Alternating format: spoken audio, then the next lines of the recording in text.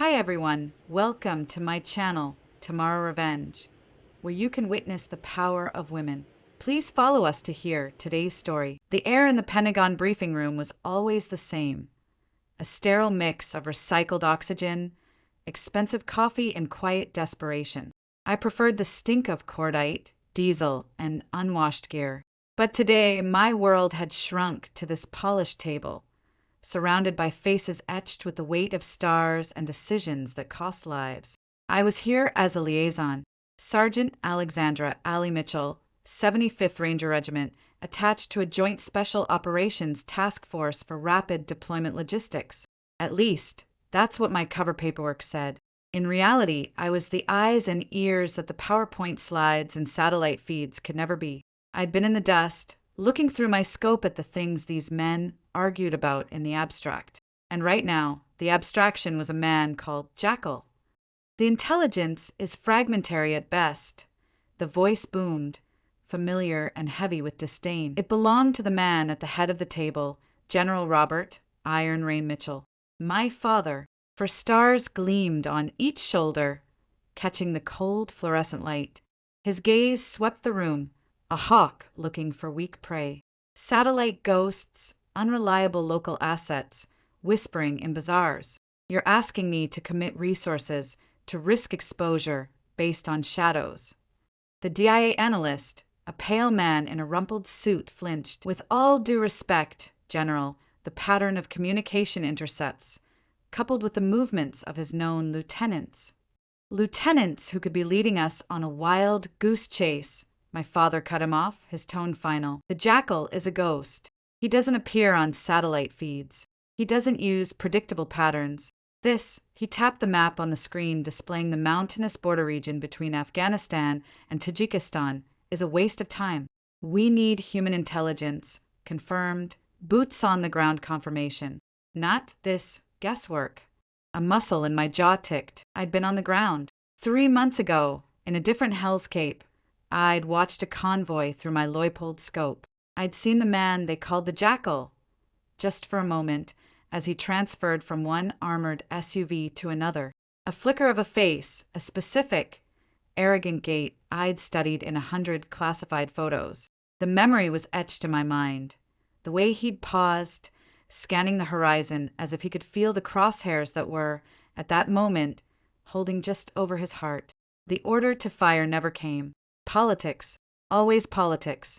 The briefing droned on, a litany of probabilities and geopolitical ramifications. The Jackal was no longer just a high-value target. He was broker, rumored to be finalizing a deal for weapons-grade material. The chatter pointed to a potential radiological device, a dirty bomb. The target? Unknown. The timeline? Tightening. My father dismissed most of the proposals. Too bold. Too risky, too soft. His strategy was one of overwhelming, conventional pressure, of leveraging regional allies to squeeze the area. It was a sledgehammer where a scalpel was needed.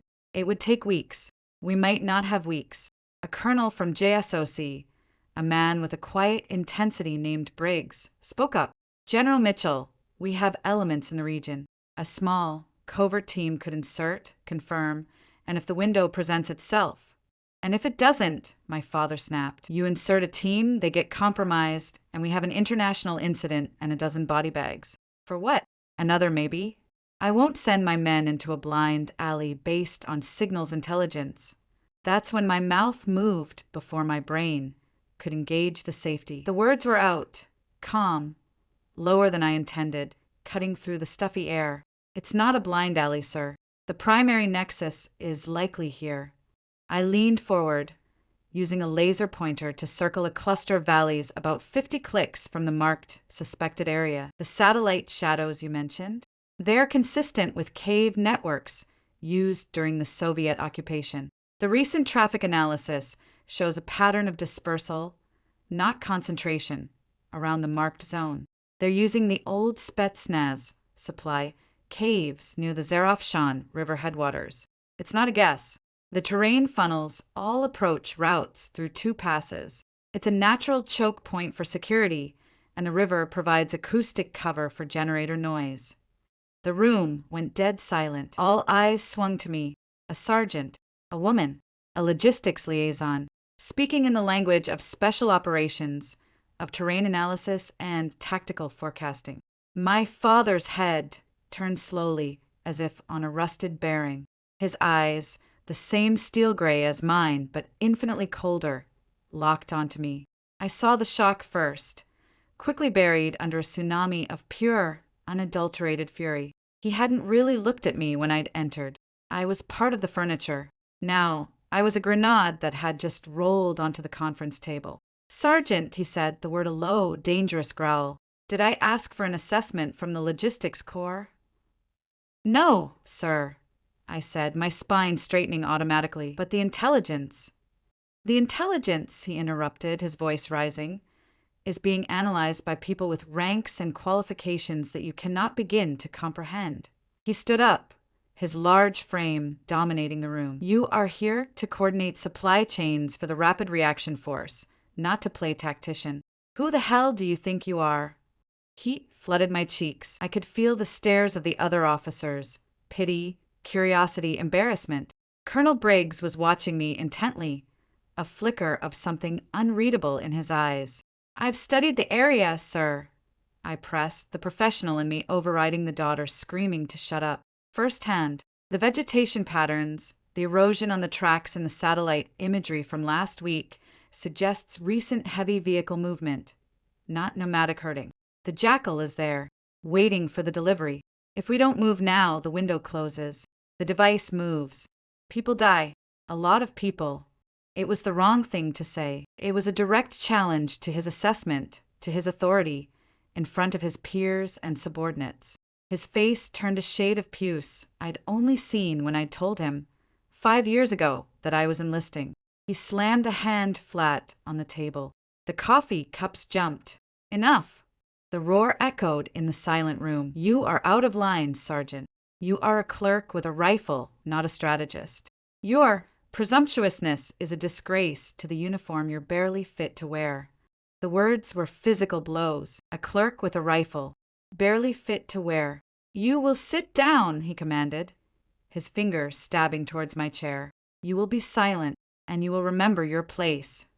He took a step closer, his glare stripping me bare, reducing me to the disappointing, rebellious child he'd always seen. "This discussion is for soldiers, for decision-makers, not for nobodies who got lucky on a paperwork assignment to the big leagues." He let the phrase hang, toxic and heavy. "Sit down." He punctuated each word. "You're a nobody." The finality of it, the contempt.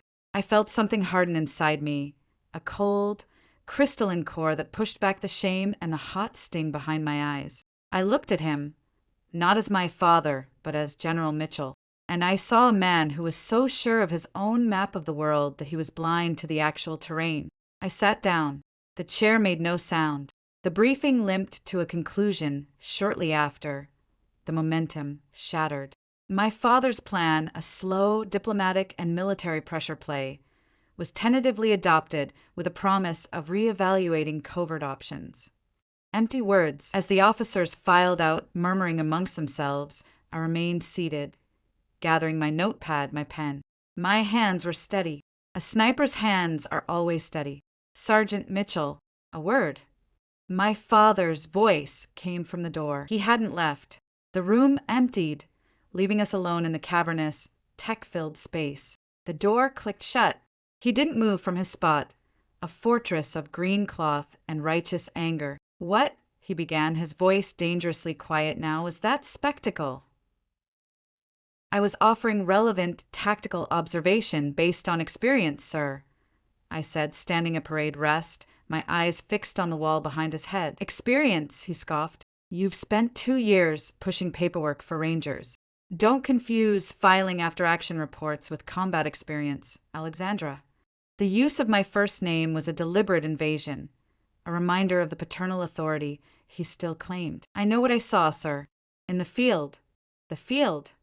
He took a step closer. "You mean that advanced marksmanship course you wheedled your way into?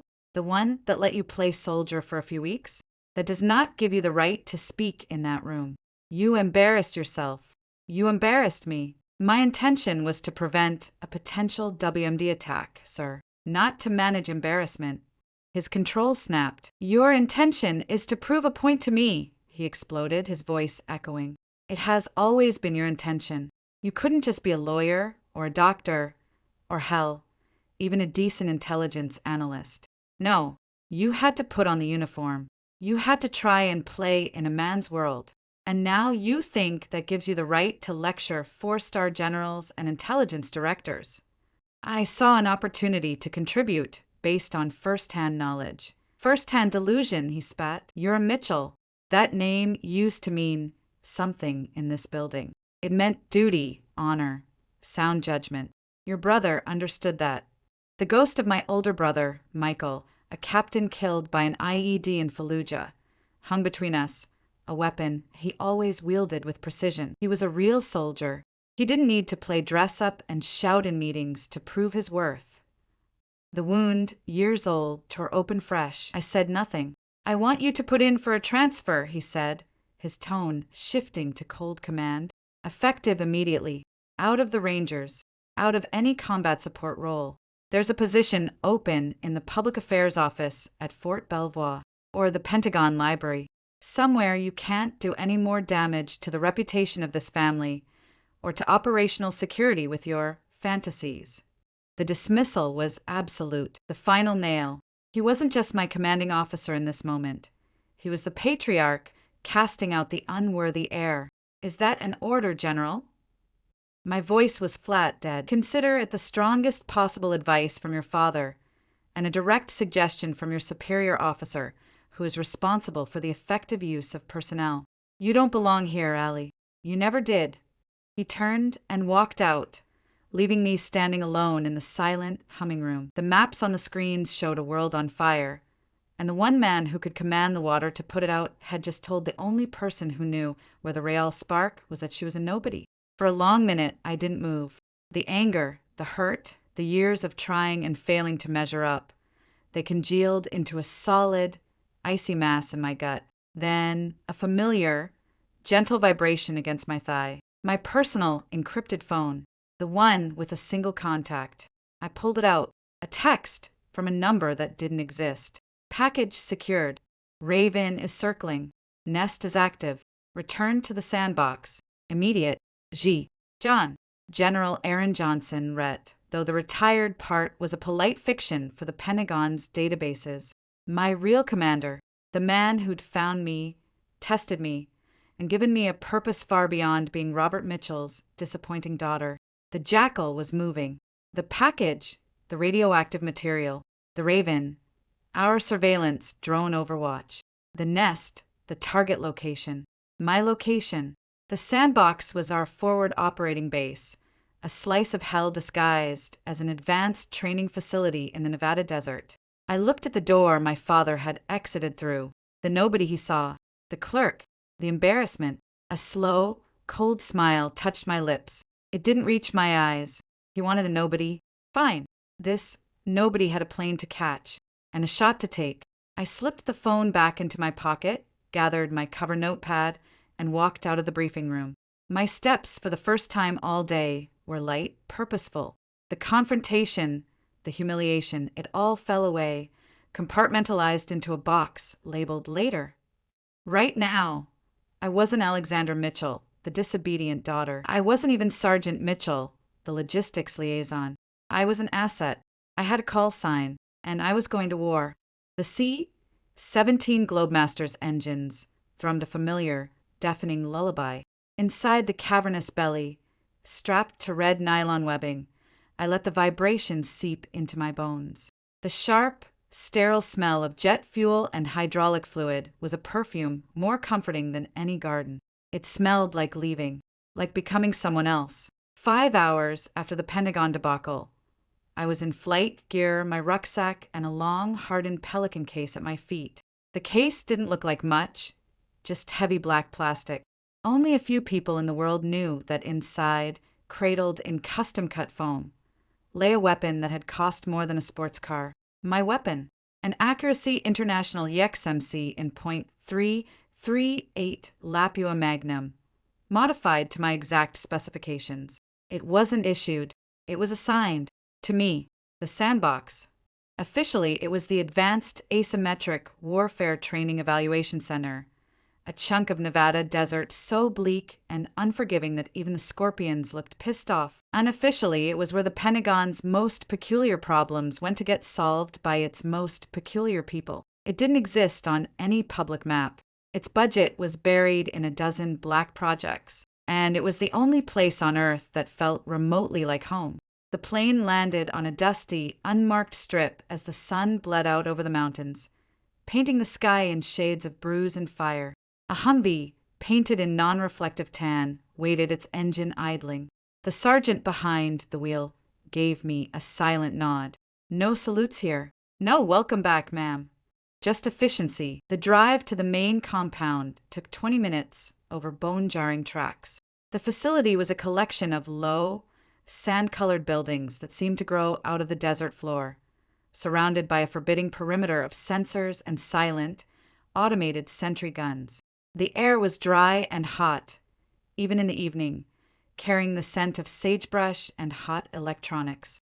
The Humvee stopped outside a nondescript building marked only with a number, 7. I hauled my gear out and pushed through the heavy door.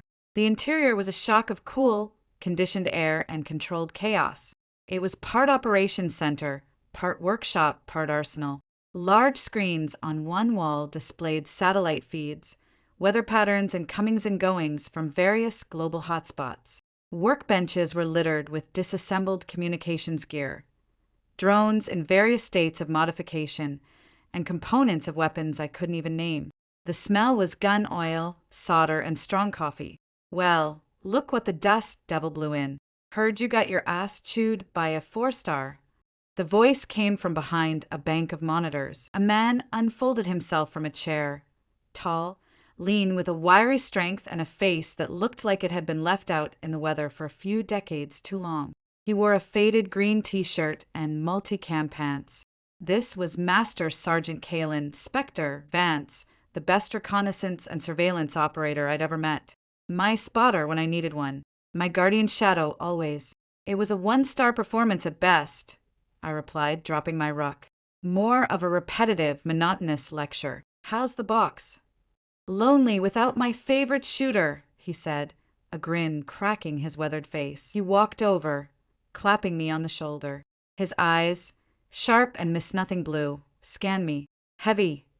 The usual, I said, meaning the weight of the confrontation, not the gear. Yeah. Well, the old man's waiting. Briefing room in 10. He's got that look.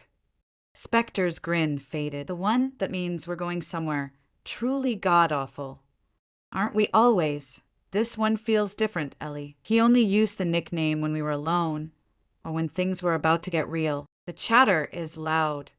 Before I could ask, a mountain of a man emerged from the armory vault. Sergeant First Class Marcus Anvil Jones was 6'4" of solid muscle, with a shaved head and hands the size of dinner plates. He was our breacher, our heavy weapons, our walking armory. He saw me, and his face, usually as expressive as granite, softened a fraction. Sarge, good timing. Just finished tuning the new girl. He jerked a thumb towards the vault.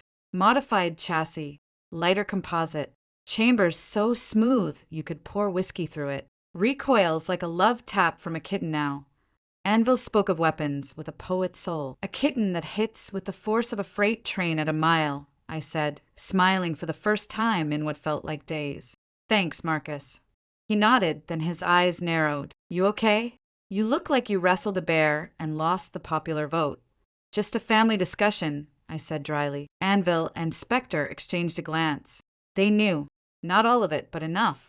They knew my last name. They'd pieced together the rest from news clips, from the way I froze whenever General Iron Rain Mitchell's face appeared on a screen.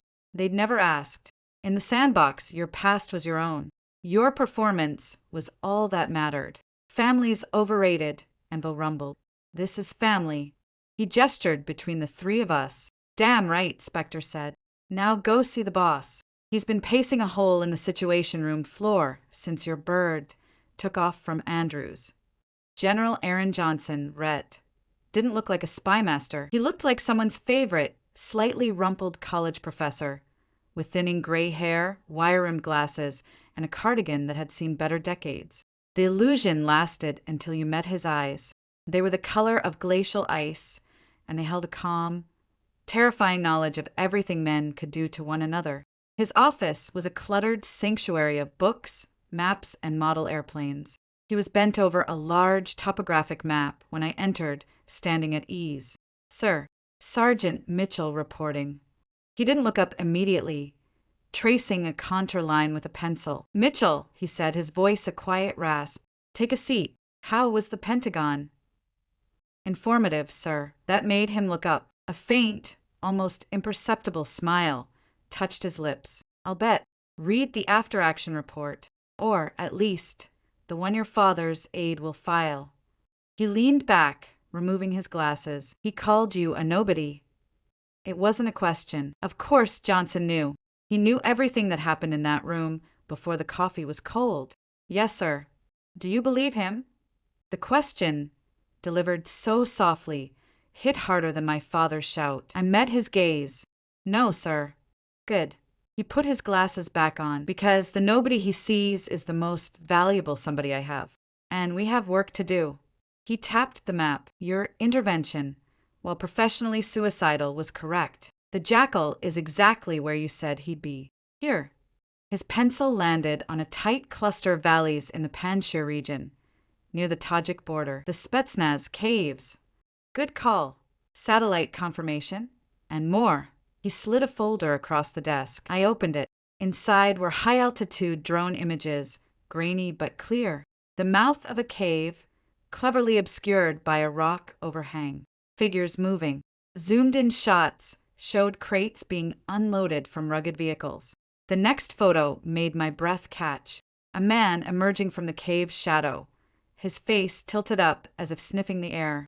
The hook of his nose, the sharp angle of his jaw, the arrogant set of his shoulders. "The jackal. Raven got these 6 hours ago," Johnson said. "He's there. And the package is there. Our friends in the intelligence community believe assembly of the radiological dispersal device has already begun. Timeline to operational status. 72 hours, maybe less." 72 hours. The sledgehammer approach my father advocated would take weeks to mobilize. It was already too late. "What's the play, sir?" "The play, Sergeant Mitchell, is you, and Spectre, and Anvil." He stood, walking to a larger screen on the wall, which lit up with the same map. "A high-altitude, high-opening insertion here, 20 clicks from the target zone." He pointed to a high plateau. "Infiltration on foot to an observation post here, on this ridge, designated Airy. Your job is to confirm everything: identity, device status, security posture, patterns of life. You will be our eyes. You will paint the target for a potential kinetic strike." "Potential, sir?" "Politics, Sergeant. Always politics. The host nation is skittish, denies all knowledge. A unilateral incursion, if exposed, would be a diplomatic Chernobyl. The authorization for a strike is pending. It may come. It may not. Your primary mission is intelligence, surveillance, and reconnaissance. Period." He turned to me, his glacial eyes locking onto mine. "But you are being deployed with a unique amendment to your rules of engagement. If, and only if, you have positive identification of the jackal, if you have a clear shot, and if you assess that taking that shot will not compromise the mission or your exfiltration, you are authorized to exercise lethal force at your discretion." The room seemed to tilt. "At your discretion, I end the world of Black Ops." Those words were rarer than unicorns. It was the ultimate expression of trust, and the ultimate burden. "Sir, that's unprecedented." "Yes. The asset is too high value, the threat too imminent. We may not get another chance. The window for committee decisions may close. I am placing the judgment call in the hands of the person on the ground. In your hands, Eagle Eye." The call sign hung in the air between us. It wasn't used lightly. It was a title, earned in blood and wind calls and impossible shots. "Why me?" The question was out before I could stop it, not from doubt, but from the sheer weight of it. Johnson sighed, sitting back down. Do you know why I recruited you, Alexandra? Not because of your scores at Benning, though they were exceptional. Not even because of that impossible shot you made at Quantico during that hurricane force wind exercise, though that got my attention. He paused, choosing his words. I recruited you because of your father. I felt like I'd been gut punched. I must have flinched because he held up a hand. Not for his influence. God knows we've kept you far from that. I recruited you in spite of him. I saw a young woman with a preternatural gift for patience, for clarity under pressure, for seeing the world in increments of angle and wind and distance. A gift that was being systematically crushed under the boot of expectation and tradition. You were a diamond in a pile of very rigid, very orthodox coal. Your father is the best conventional general of his generation, but his world is one of battalions and brigades, of front lines and rear echelons. The future of warfare, the decisive warfare, is in the hands of individuals. A single person in the right place with the right skill and the right judgment can achieve what an army cannot. You have that skill. I believe you have that judgment. This mission will prove it, to me, to the doubters, and perhaps one day to him. The memory flashed, unwelcome and sharp. 3 years ago, the dining room at the old house in McLean. Me, in my new Army service uniform, the private's insignia feeling huge on my collar. My father, still in his dress blues from some ceremony. I've enlisted. I leave for basic in 2 weeks. The silence was thicker than the steak on his plate. He set his fork down, the clink on the china terrifyingly loud. Mother had frozen, her eyes wide. You've done what? He asked, his voice dangerously quiet. I've enlisted in the army. He stared at me as if I'd grown a second head. Then the storm broke. Have you lost your mind? After everything, after Michael, you want to play soldier. It's not playing, Dad. It's serving. Like you. Like Mike. Do not, he hissed, say his name. You have no right. He served with honor. He understood sacrifice. This is a tantrum, a rebellious phase taken to an absurd extreme. It's my choice. It's an embarrassment, he roared, standing up so fast his chair fell over. The Mitchell name on some grunt's uniform, wading through mud and taking orders from some high school dropout? You were meant for more than this, Alexandra. You were meant to lead, not to be common. The word hung there, common. It was the worst insult in his vocabulary. I'm not doing it for the name. I'm doing it for me. Then you are even more selfish than I thought, he said, his voice dropping to a whisper of pure contempt. Get out of my house. You wear that uniform. You are no daughter of mine. I left. I didn't look back. I went to basic and I was good at it. Better than good. The drill sergeants took one look at my file, saw Mitchell, and expected a spoiled general's kid. They got a recruit who could outmarch, outshoot, and outthink everyone in the platoon. The harder they pushed, the harder I pushed back. I erased Mitchell from my identity. I was just Mitchell, I sought out the hardest schools, airborne, air assault, and then at a routine advanced marksmanship training, a quiet, professor-like man in civilian clothes had watched me put 5 rounds into a target the size of a dime at 1,000 yards in a shifting crosswind. General Johnson had simply walked over, handed me a card with a phone number and a grid coordinate, and said, "If you're tired of being nobody, come here." Sir, Spector's voice came over the intercom, snapping me back to the present. You wanted a systems check before the briefing. Johnson looked at me, pulling me from the memory. The past is a rearward range finder, Sergeant. It only tells you where you've been. Your focus needs to be on the wind in front of you. Understood? Yes, sir. Good. Now gear up. Full mission profile. We go over everything tonight. Wheels up in 6 hours. You're going back to the mountains. The next 6 hours were a blur of controlled, expert frenzy. We moved to the live fire range, a vast, cratered expanse of desert backed by towering ballistic berms. The sun was a dying ember on the horizon, the temperature plummeting. My rifle, the AXMC, felt like an extension of my own body as I assembled it on the shooting mat. Anvil had outdone himself. The action was like glass, I mounted the Schmidt-Bender PM2 scope, feeling the satisfying click as it locked into the Picatinny rail. The night was clear, the stars beginning to pierce the velvet black. Perfect for testing the new thermal clip-on. "Winds from the west-northwest," Spectre murmured, lying beside me, his spotting scope already to his eye. He was a human meteorological station, sensing shifts in the air I could only measure with instruments. 5 miles per hour, steady. Humidity's dropping. Mirage is minimal. Downrange at 1,750 yards, a mile, and then some. Anvil and a tech were setting up the target, not a standard bullseye, a life-sized, man-shaped steel silhouette. And they were putting it on a motorized track, making it move laterally, simulating a walking pace. "Think you can lead it, Ellie?" Anvil's voice crackled in my earpiece, a playful challenge. I didn't answer. I was already sinking into the zone.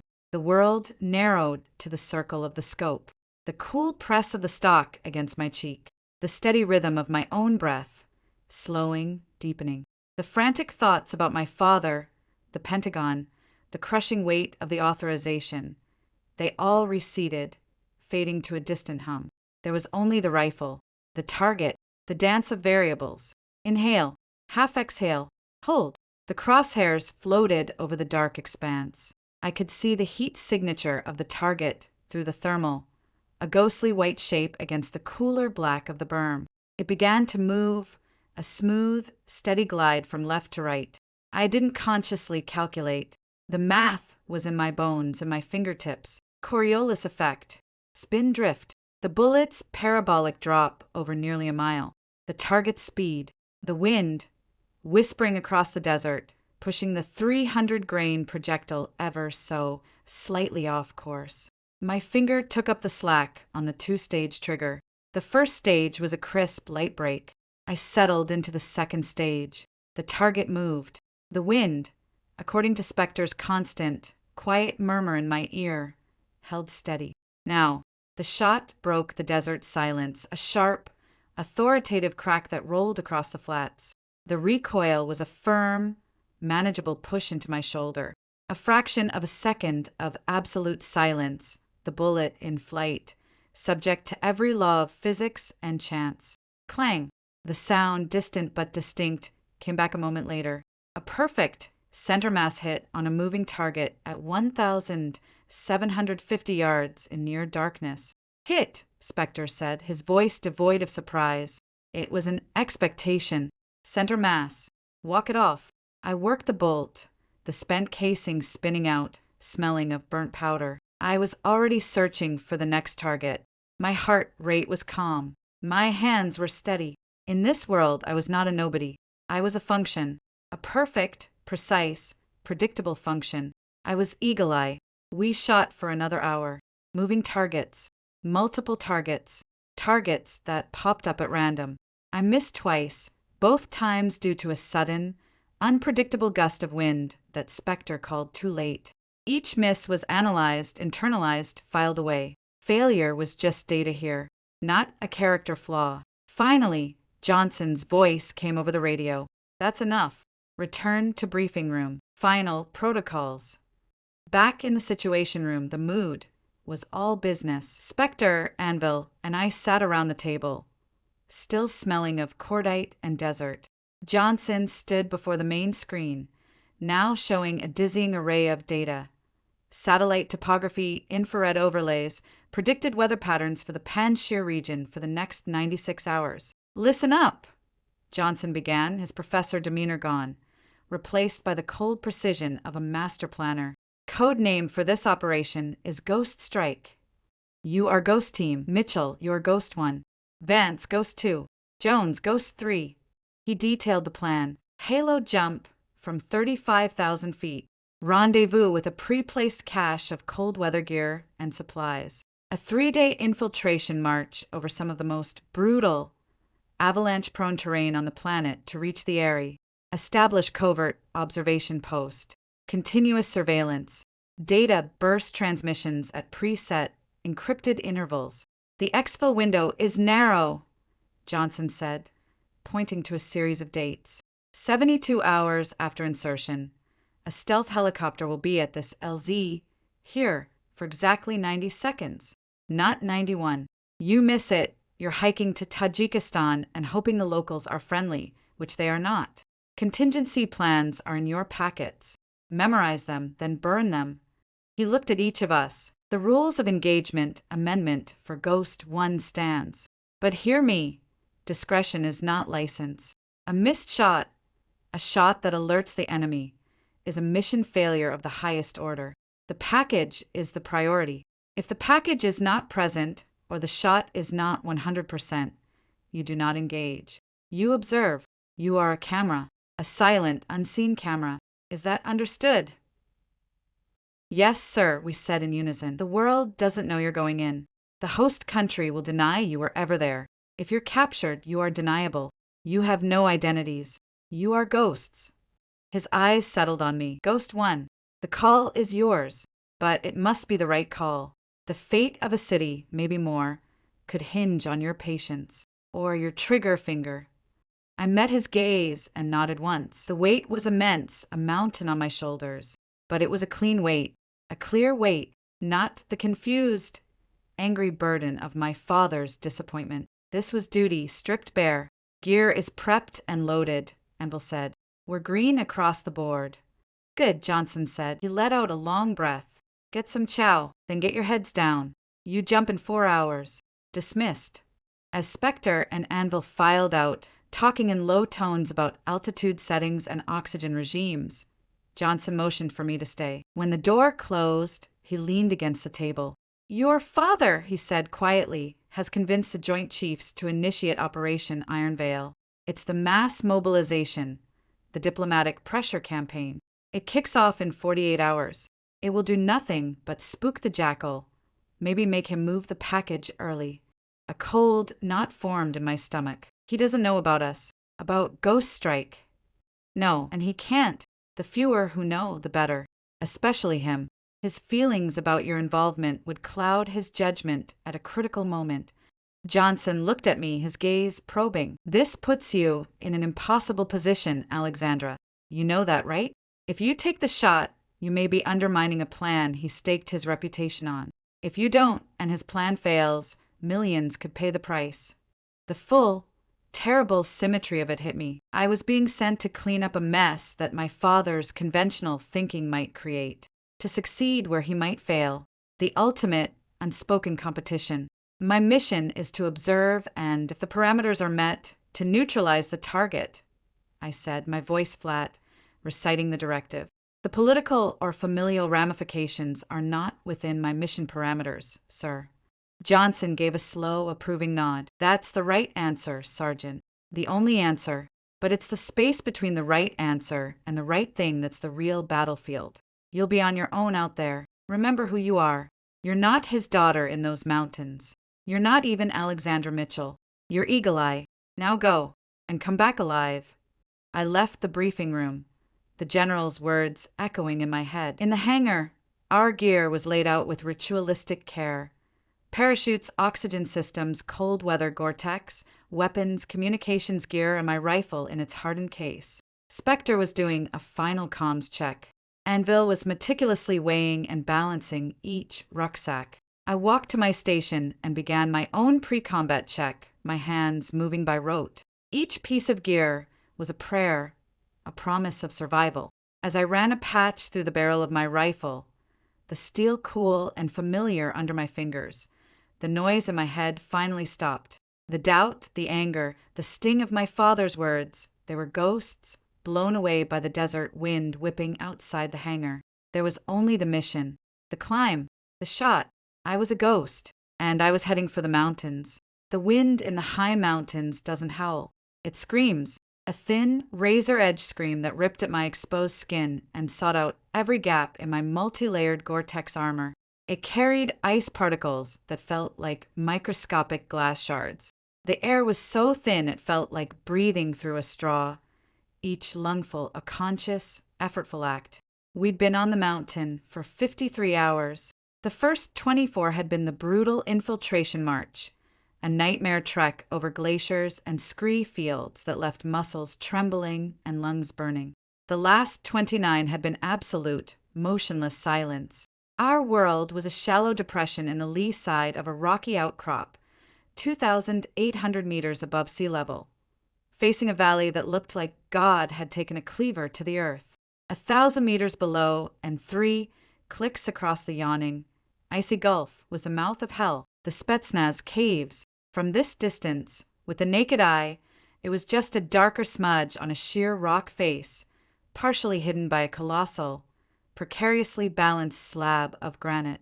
But through the powerful Schmidt Bender spotting scope mounted on its tripod, it was a hive of meticulous, malignant activity. My right eye was permanently fixed to the rubber eye cup, the world reduced to a magnified circle of cold gray rock and human figures the size of ants. Ari to nest, comms check. Over. My voice was a dry whisper, the words transmitted through the bone conduction, mic strapped to my throat, inaudible to anyone more than a foot away. Nest copies, Ari. 5 by 5. Sitrep. Over. Johnson's voice crackled with digital clarity in my earpiece, a lifeline to a world that felt a million miles away. No change in pattern alpha, I murmured, my lips barely moving. 6 guards on external perimeter, rotation every 4 hours like clockwork. 2 at the main entrance, 2 at the high point. I shifted the scope a fraction, centering on a man huddled behind a rock with a PKM machine gun, and 2 roving along the lower treeline. They're bored, complacent. Over. Copy. Any sign of the package? Over. My stomach tightened. The package. The reason we were freezing on this godforsaken rock. The cesium-137 or strontium 90 or whatever radiological nightmare they'd managed to acquire. Negative nest. No ingress or egress of containers matching the description. The main cave activity is consistent with a command and control node. Small arms, RPGs, comms gear. No specialized handling. Over. A long pause. I could almost hear the disappointment, the gnawing anxiety, thousands of miles away in a warm, dark room in Virginia. Understood. Maintain watch. You are our only eyes. Nest out. I shifted minutely, the stiffness in my neck and shoulders a constant, fiery ache. To my left, a shapeless mound of white and gray material that was Spectre let out a soft sigh. He was glued to his own high-powered binoculars, scanning a different sector. Anvil was 5 meters behind us, a silent, hulking shadow in a shallow dugout, maintaining security on our rear and monitoring the long-range radio and the drone feed on a hardened tablet. The Raven, a silent, solar-powered drone flying at 25,000 feet, was our unseen guardian, its sensors feeding data to us and to Nest. Pattern Bravo commencing, Spectre whispered, his voice a low hum in my ear. Kitchen detail heading to the stream. For mules. No weapons visible. They're getting water for morning chai. I tracked the 4 figures, dressed in ragged shower camise, trudging down a narrow, icy path to a trickle of water fed by glacial melt. I make it 4. Same faces as yesterday. 0600 and 1800 hours. They're creatures of habit. Creatures of habit are predictable. Predictable is dead, Spectre quoted, one of Johnson's favorite maxims. Let's hope he's a creature of habit, I said, my unconsciously drifting back to the cave mouth. He, the jackal. We'd seen glimpses, a figure emerging to smoke, always flanked by 2 hulking bodyguards, a shadow moving past the cave entrance, backlit by generator-powered lights, but never a clear, confirmed, photographable shot of his face. Not since that first drone image. It was maddening, like watching a shark circle just below the surface, seeing the fin but never the whole beast. The day wore on, measured in the slow crawl of the sun, the creeping chill as the shadows lengthened, and the steady, silent log I kept in a waterproof notebook. Wind speed, wind direction, temperature, barometric pressure, guard rotations, vehicle movements, 2 ancient Russian JZ Jeeps, even the wildlife, a pair of golden eagles that rode the thermals, oblivious to the human poison festering below. My world had shrunk to the circle of my scope.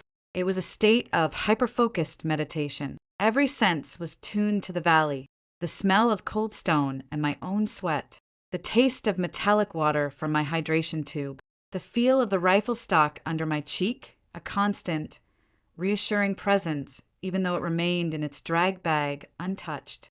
The sound of the wind, the distant crunch of a guard's boot on gravel amplified by the parabolic microphone Anvil had set up. And sight, always sight. I watched the guards pick their noses, huddle for warmth prey. I watched the kitchen detail butcher a scrawny goat. I saw a man get slapped for dropping a crate. It was a vile, intimate theater, and I had the front row seat. Airy nest. Johnson's voice was back, a new tension in it. We have a development. Intercept from a known courier. The buyer is en route. ETA your location within 24 hours. Repeat, package transaction imminent. The window is closing. Over. The buyer, the terrorist cell with European ambitions, coming to collect their city killer. A cold that had nothing to do with the mountain seeped into my bones. Understood, Nest. We'll be watching. Over. The authorization stands Ghost 1. The parameters are clear. If you have the shot, you are weapons free. Nest out. Weapons free. The words hung in the thin air. The burden Johnson had placed on me was no longer abstract. A man's life and the fate of thousands potentially rested on my judgment, my wind call, my trigger pull. The gravity of it was a physical weight on my chest. Hours bled into the deep cold of the mountain night. We switched to night vision. The world became a ghostly green tableau. The cave entrance was a blot of deeper black, occasionally slashed by the yellow-green bloom of a flashlight or the opening of a heavy felt blanket that served as a door. The guards were spectral shapes, their heat signatures glowing in my clip-on thermal scope. Then, at 0347 it happened. The blanket over the cave entrance was thrown aside. Light spilled out, casting long, dancing shadows, and he walked out, not for a hurried smoke, not a shadow. He strode out, flanked by his two giants, and stood at the edge of the rocky ledge, hands on his hips, surveying his domain. He was looking almost directly towards our position. The Raven's thermal feed, displayed on Anvil's tablet, showed his heat signature bright and clear. But more than that, through my powerful night vision scope, illuminated by the light from the cave, I could see his face. The hawk-like nose, the thin, cruel lips, the arrogant tilt of his head. It was him, Azamullah the Jackal, a man whose resume included school bombings, chemical attacks on villages, and now, aspiring to radiological terrorism. My heart, which had been beating a slow, hibernating rhythm, gave a single, hard thump. I slowly, imperceptibly, shifted my body a millimeter. My right hand left the spotting scope and found the familiar, cold polymer of my rifle's pistol grip. I didn't take it out of the bag, not yet, but I touched it, a communion. Spectre! I breathed, the sound lost to the wind. I see him, came the immediate tense reply. Clear line of sight, no obstructions, range. I'd already calculated it 100 times for the spot. 1,342 meters, I whispered. A long shot, but well within my capabilities. The wind was tricky, gusting down the valley, but I'd been charting it for 2 days. I could make it. Wind, steady from the west-southwest, 8 knots. Hold 2/10 mil right, Spectre murmured, his voice the calm eye of my hurricane. He was already in the zone with me, our minds syncing, becoming one weapon system. Temperature, -12 Celsius. Humidity low. You've got the dope. It's a go shot, Ellie. A go shot, all parameters met. Positive ID. Clear shot. High-value target. Lethal engagement authorized. My fingers tingled. This was it, the moment. The reason for all of it. The disdain, the training, the freezing hell of this mountain. I could end it, right now. One shot, one pull of the trigger, and a monster dies, and a city, maybe many cities, breathe easier. I began the ritual. Inhale, settle, exhale halfway, let the crosshairs in my mind, I still wasn't looking through the rifle scope, drift to his center mass. The wind whisper in my ear, Spectre's voice, a metronome of data. 8 knots. Steady. Hold 2/10. My finger found the trigger of the rifle still in its bag. I applied first pressure. Airy nest. Stand by. Stand by. Johnson's voice, sharp and urgent, crackled in my ear. I froze. The universe held its breath. New intelligence. We have a possible high-value hostage. A French aid worker, believed killed 6 months ago. Thermal signature shows a single, isolated human form in a side cavern. The jackal may be using him as a human shield or a bargaining chip. Do not engage. Await confirmation. Over. The world crashed back in. The cold, the wind, the figure of the jackal, still standing there. A stark silhouette against the cave light. A hostage, an innocent, in the kill zone. I let out the breath I'd been holding in a long, silent stream of vapor that was torn away by the wind. My finger came off the trigger. The tension that had coiled my body into a spring released, leaving me feeling hollow, shaky.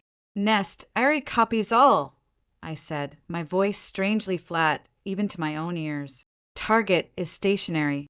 We have eyes on, ready to paint for kinetic strike if ordered. Over. Kinetic strike. A missile from a drone, which would also kill the hostage. Negative on kinetic. The package location is still unconfirmed. The hostage is a no-go. You are to observe and report only. I repeat, lethal force is not authorized. Maintain watch. Nest out.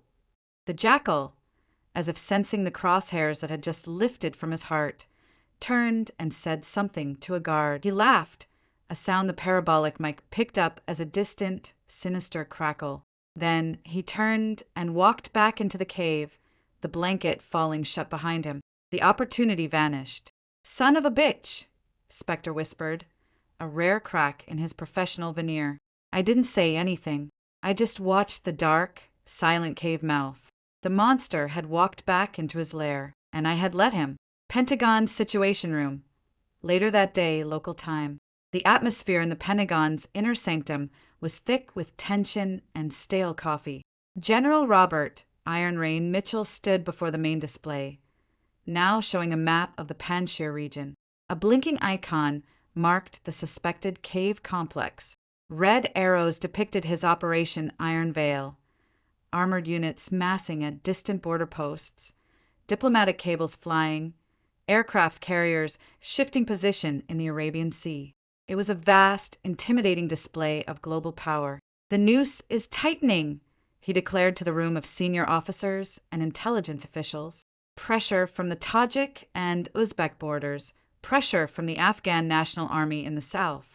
The jackal will have to move, and when he does, we'll have a JSOC team prepositioned and ready to snatch him and the device. With all due respect, General, said a CIA analyst from the end of the table, our latest feed from the asset on the ground suggests the device may not be with him. And there's the hostage complication. The asset, Mitchell scoffed, waving a hand at the screen. A single covert observation post, valuable for tactical confirmation.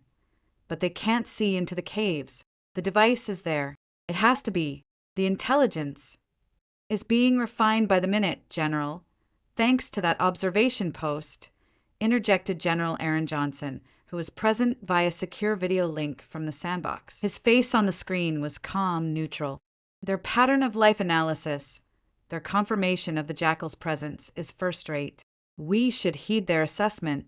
Mitchell turned his steel gaze on the screen. Their assessment is that they saw a man walk out of a cave, John. My grandmother could provide that intel. What I need is actionable location data on the WMD. Not more excuses for delay. Every hour we wait, that device gets closer to being operational. Rushing in blind is how good men die and missions fail, Robert, Johnson said, his tone even. The asset has reported no sightings of shielded containers, no specialized handling procedures, no sign of radiation shielding materials. The main cave shows signatures of a command post, not a WMD workshop. The package might be elsewhere, or it might be 10 feet inside that cave behind a curtain. Mitchell retorted, his voice rising. We have a timeline, a short one. We act on probabilities. The highest probability is that the device is with the principal target. We strike the head of the snake and potentially detonate a dirty bomb in the process or kill an innocent hostage, turning a tactical win into a strategic and humanitarian disaster, Johnson countered. The asset's patience is saving us from a catastrophic error. The asset, Mitchell mocked gently, this legendary eagle eye of yours. He's been watching for 3 days, and all he's given us is a tourist's postcard of guard rotations. What's he waiting for? A written invitation. On the screen, Johnson's expression didn't change, but his eyes grew colder. He is waiting for the right shot, General. Not just a shot, the right one. That's what makes him an asset, not a trigger puller. The room was silent, the divide clear. The old guard, led by Mitchell, believing in overwhelming force and the decisive immediate blow. The new school, represented by Johnson, advocating for precision, patience, and intelligence-driven action. The JSOC team is ready to go on my command, Mitchell said, finality in his tone. We launch at 2,200 hours Zulu. That's the plan. Unless your eagle eye can work a miracle and give me a reason to call it off in the next. He checked his watch. 12 hours. Understood, Johnson said simply. We'll continue to monitor and report. Nest out. His screen went dark. Mitchell turned back to his staff, dismissing the lone sniper and his advocate. Proceed with final preparations for Operation Iron Veil. We go at 2,200. And someone get me everything we have on this eagle eye. If he's as good as Johnson claims, I want him on my team when this is over. We could use a shooter with that kind of patience. He had no idea, none at all. The Airy, hour 68. The close call had changed the air.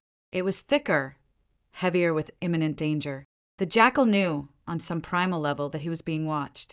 Maybe it was the increased drone activity he couldn't see but could sense.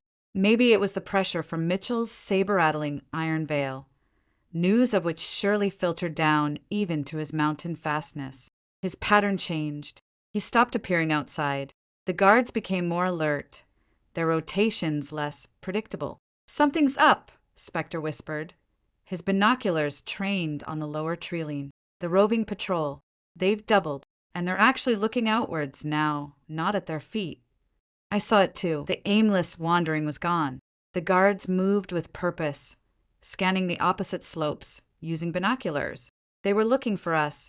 They can't know we're here. Anvil's voice came, a low rumble in our ears. Our thermal signature is negligible. We're ghosts. They don't need to know, I murmured, my never leaving the cave. They just need to be spooked. An iron veil is one hell of a spook. My father's bull-in-a-china-shop approach was putting us directly in harm's way. The irony was a bitter taste in my mouth. Then movement, not from the cave, from the eastern approach, a narrow, treacherous goat path that wound up the valley. A line of men, 5 of them, dressed not in the local garb of the guards, but in modern hiking gear wearing heavy packs. They moved with a disciplined, purposeful gait that screamed professional. Spectre, 1 o'clock, Eastern Trail. 5 visitors, heavily laden. Over. I see them, not friendlies. Their posture, that's an infantry patrol column, not porters. The lead man held up a fist. The column froze.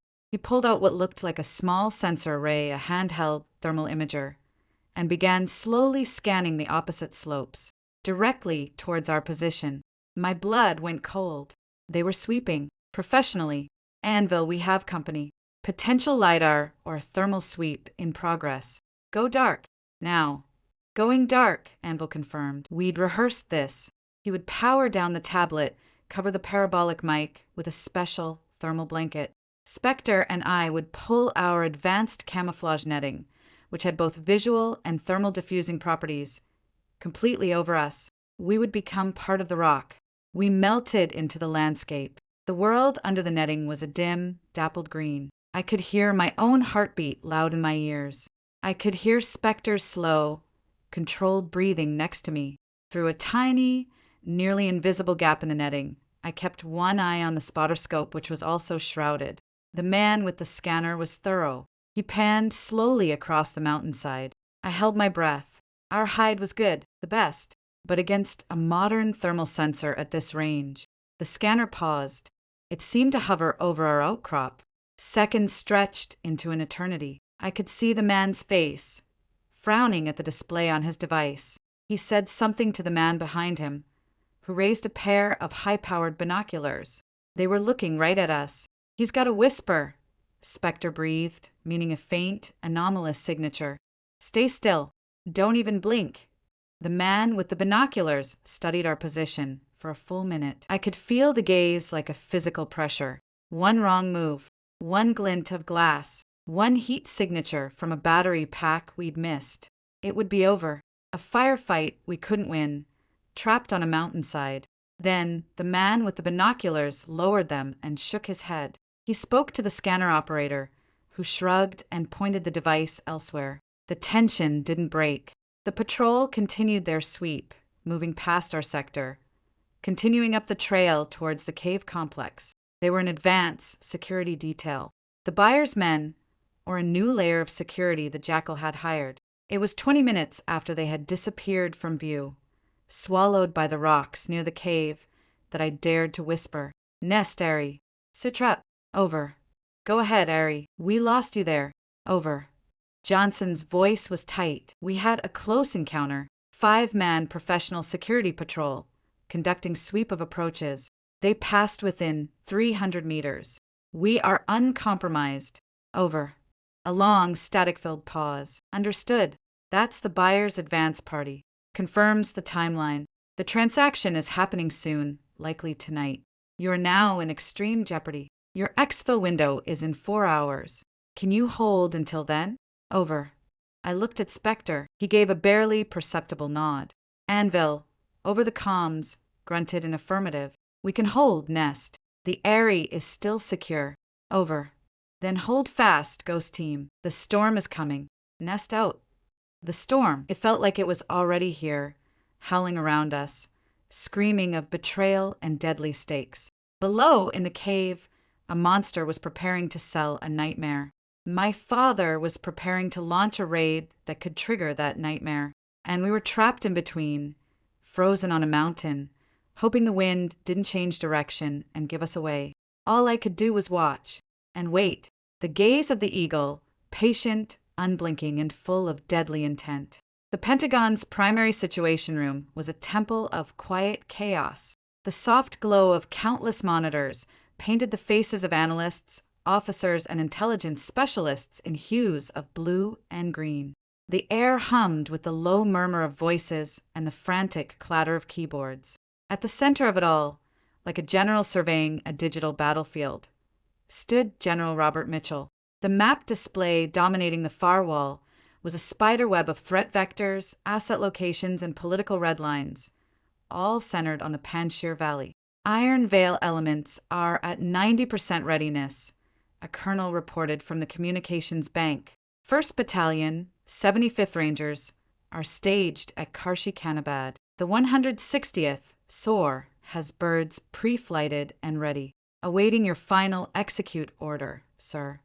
Mitchell gave a tight, satisfied nod. This was warfare as it should be.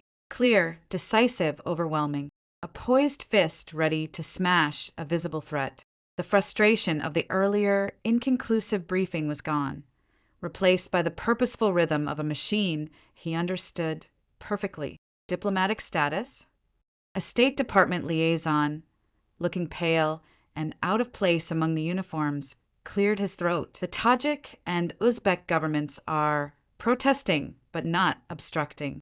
The Afghan central government has given tacit, deniable approval for a cross-border operation, provided it is swift and leaves no persistent evidence. The window for plausible deniability is narrow, General. 12 hours, perhaps less.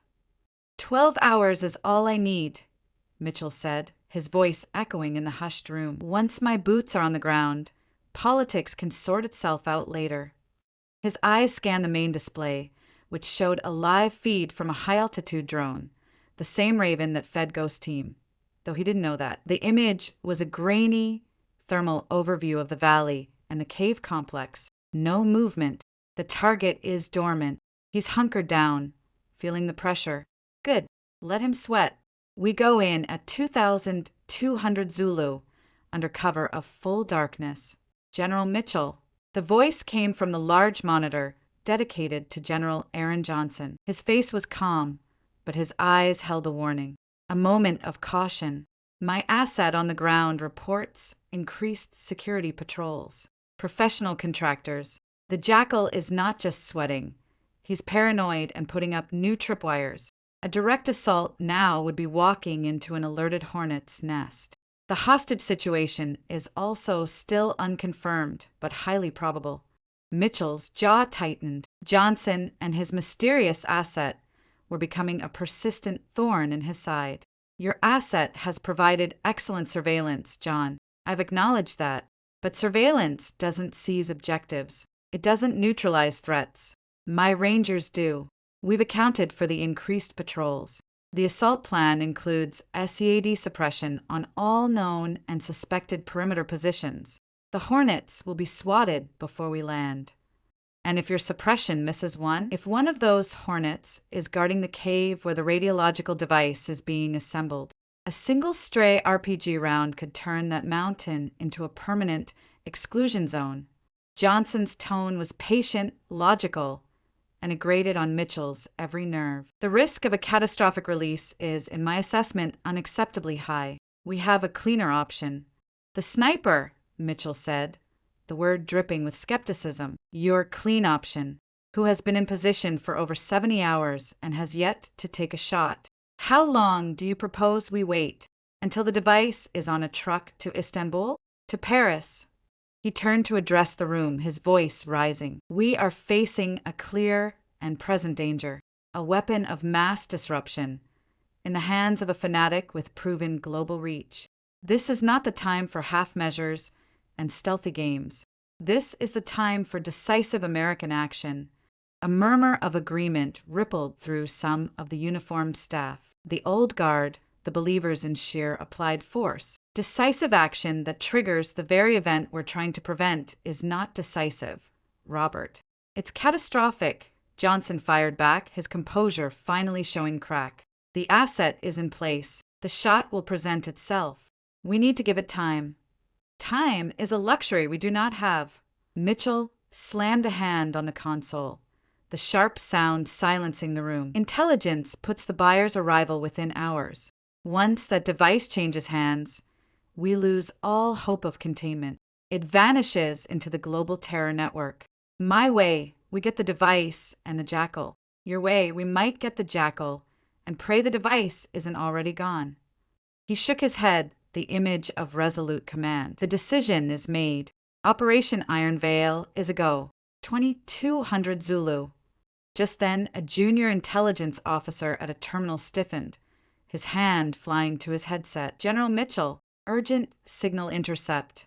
Highest priority filter. From the forward observation post. The asset? Mitchell asked, turning. Yes, sir. It's a burst transmission. Audio is breaking up, heavy interference. Put it on speaker, Mitchell ordered. A hiss of static filled the room. Then a voice, strained, breathless, and laced with the unmistakable crackle of gunfire in the background. Nest, this is Ghost 2. We are compromised. I say again, compromised. Taking heavy fire from professional infantry squad. Origin unknown. They've flanked our primary position. Ghost 3 is hit. Repeat. Ghost 3 is down. We are pinned on the exfil LZ. Request immediate emergency extract. Grid Charlie 79er. The transmission dissolved into a roar of static and the staccato burst of automatic weapons fire. Then silence. The room froze. The only sound was the hum of the servers and the ragged breath of the intelligence officer. Ghost 3 is down. Mitchell repeated, the planks of his certain reality beginning to splinter. Who the hell is Ghost 3? I thought it was a singleton, sniper op. Johnson's face on the screen had gone ashen. It's a 3-person team, Robert. Sniper, spotter, and protector. The best we have. And they're dying right now because the Jackal was alerted. The last part was a barely contained snarl. Can you re-establish contact? Mitchell barked at the comms officer. Trying, sir. The signal is gone. Last datum was the grid. It's the pre-designated emergency landing zone for their covert exfil. It's a killing ground, a high-altitude bowl with only one approach.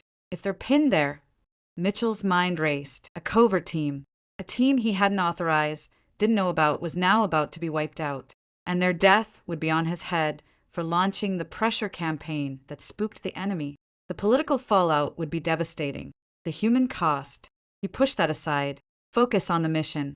We have a QRF on standby at K2, an Air Force colonel offered, referring to the nearby base in Kyrgyzstan. They can be wheels up in 15, but it's a 30-minute flight, minimum, into hot LZ.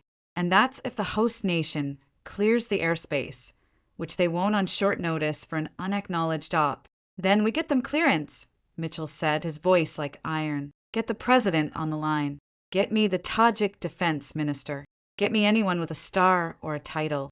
We are extracting that team. It's too late for that, Robert, Johnson said, his voice hollow with a dread Mitchell had never heard in him before. By the time the calls are made and the permissions granted, it'll be over. They'll be overrun. He paused, and when he spoke again, it was with the grim weight of a man placing his last terrible bet. You have the 160th pre-flighted. They're the fastest. They're the best. They're already tasked to you for Iron Veil. Send them. Now. A stunned silence fell, using the high-profile Iron Veil assault force for a desperate, unplanned rescue of a Black Ops team whose existence was deniable. It was madness. It would blow the cover of the entire operation. It would be a political and diplomatic disaster. You're asking me to sacrifice the entire strategic objective, the capture of a WMD for 3 soldiers. Mitchell said, incredulous, I'm asking you to save the only people who can still achieve that objective. Johnson shot back. That team isn't just any 3 soldiers. Ghost 1 is Eagle Eye. You've been praising his intelligence for 3 days. He is the key to this whole thing. If he dies, your assault goes in blind. You lose the device, you lose the hostage, and you lose the best chance you have of ending this without a mushroom cloud over a major city. Send. The birds. The words hung in the air. Eagle Eye. The legend. The unseen, unknown ace that Johnson had been holding. The source of the brilliant intel that had, admittedly, kept Mitchell's own plan from being a complete shot in the dark. Saving him wasn't just a rescue. It was an asset recovery mission of the highest order. Mitchell's eyes darted to the main screen, to the silent, deadly valley. He saw the trap. He saw the political abyss. And he saw, with the cold clarity of command, that Johnson was right. Losing the sniper meant losing the mission. Maybe not today, but in the long, bloody aftermath of a botched assault. His pride warred with his duty. His meticulously planned, grand assault sacrificed for a dirty, desperate rescue. The shame of it burned. But the shame of failure of dead Rangers and a dirty bomb detonated because he was too proud to adapt would be infinitely worse. He made the call. Scrub Iron Veil, he said, the words tasting like ash. Repurpose all assets.